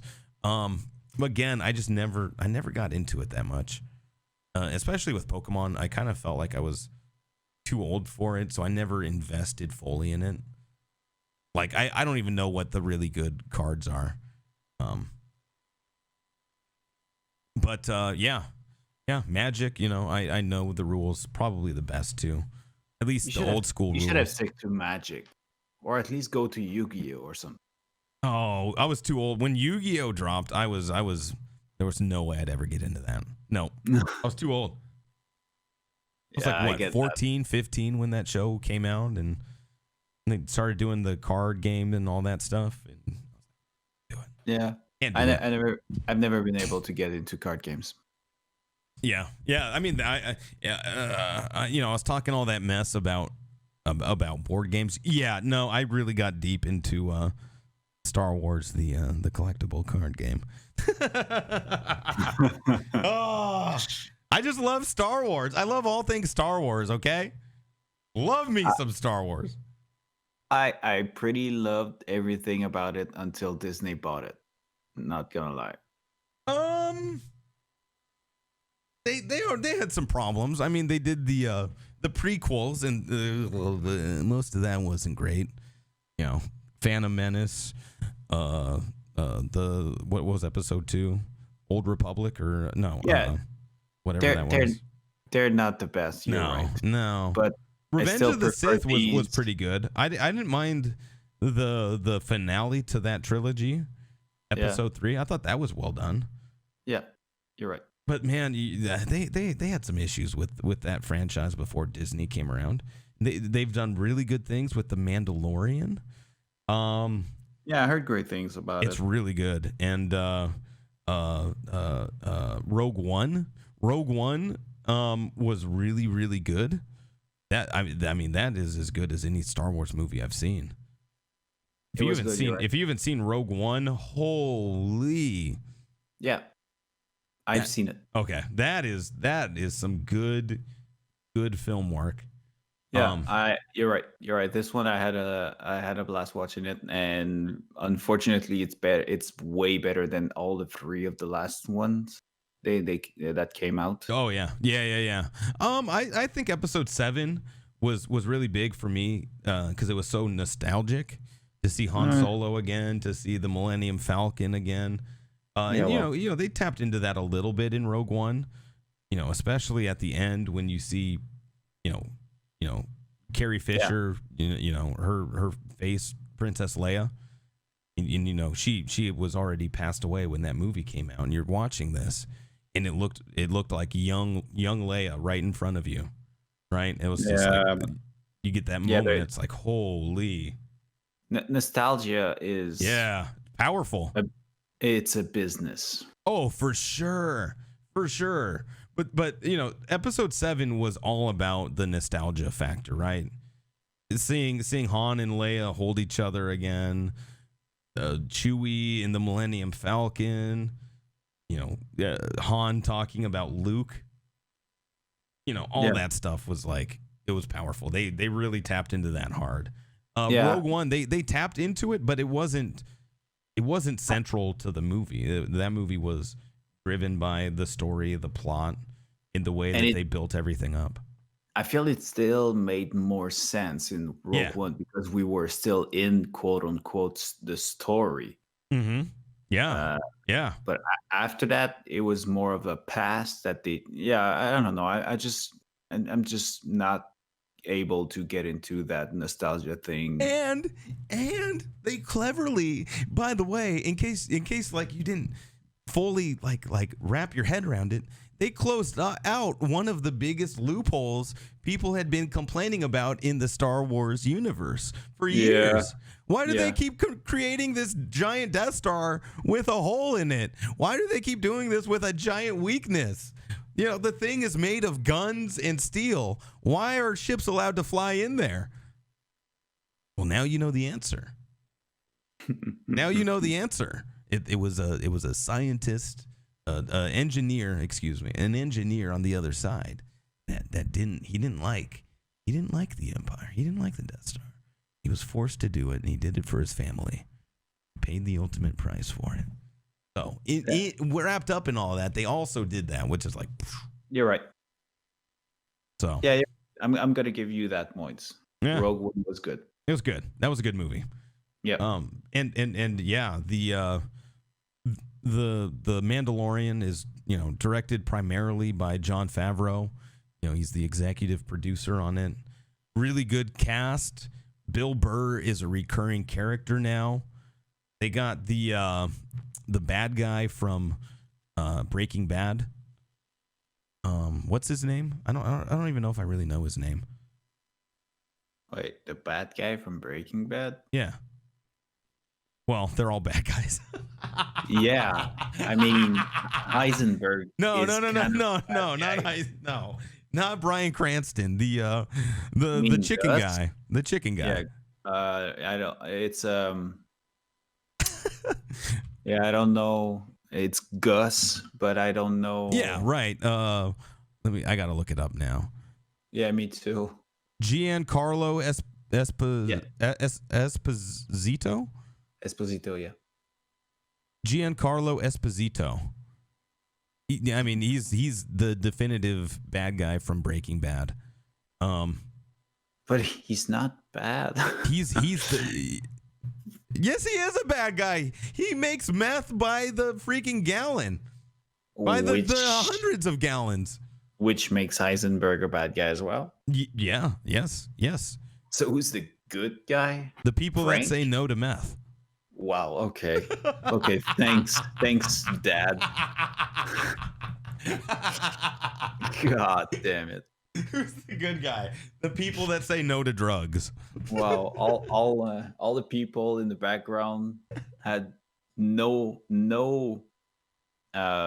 link to the story, but they didn't do meth. So these are the good guys. Oh man, I love Breaking Bad. Did you see Better Call Saul? Oh yeah, did you see that? Are you into that show? Of course. Oh, yeah, I kind of gave up around season 2. What? It's almost, if not better. It's a different show though. The pace of it's way different. You'll a lot of character development, a lot of time building up that character. Yeah, but it's and watching the transformation into Saul Goodman. We're 3 hours and a half into it. Yeah. And it's pretty late for me right now. Well, it's late for you as well. So I don't want to get into it because I'm gonna get too much into it. I really got into Breaking Bad and maybe even more in Better Call Saul. Oh, You're right. It's different, but the way Vince Gilligan does his stuff is insanely good. Oh, he's amazing. 100% agree. So good. 100% agree. And I'm telling you, it's worth every single minute. Even if you didn't get into as much as Breaking Bad, I'm telling you, the latest season are insanely good. Fine, I'll give it a go. I'll start with I got a rewatch from season 1 and through on that again, but okay, I'll do it. It's not like you're gonna go see your friends in Nashville. Oh, it hurts. Hits me with the loner joke. True. I got nothing better to do. You're right. I'll give it a go.